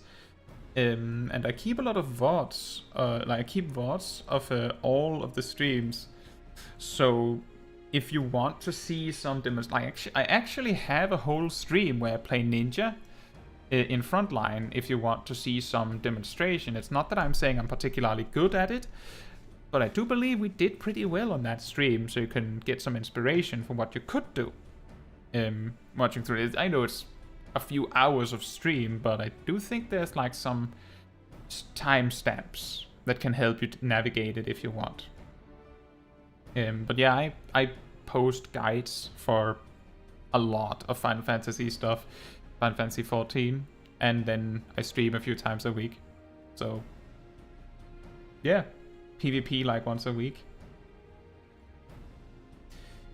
But yeah, this was the end of the stream, so I don't really have anything left on the menu. This was there's some good questions at the end. Thank you, guys.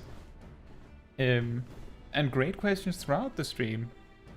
We covered some stuff like endgame gearing a little bit, and stuff like that, and some PvP basics.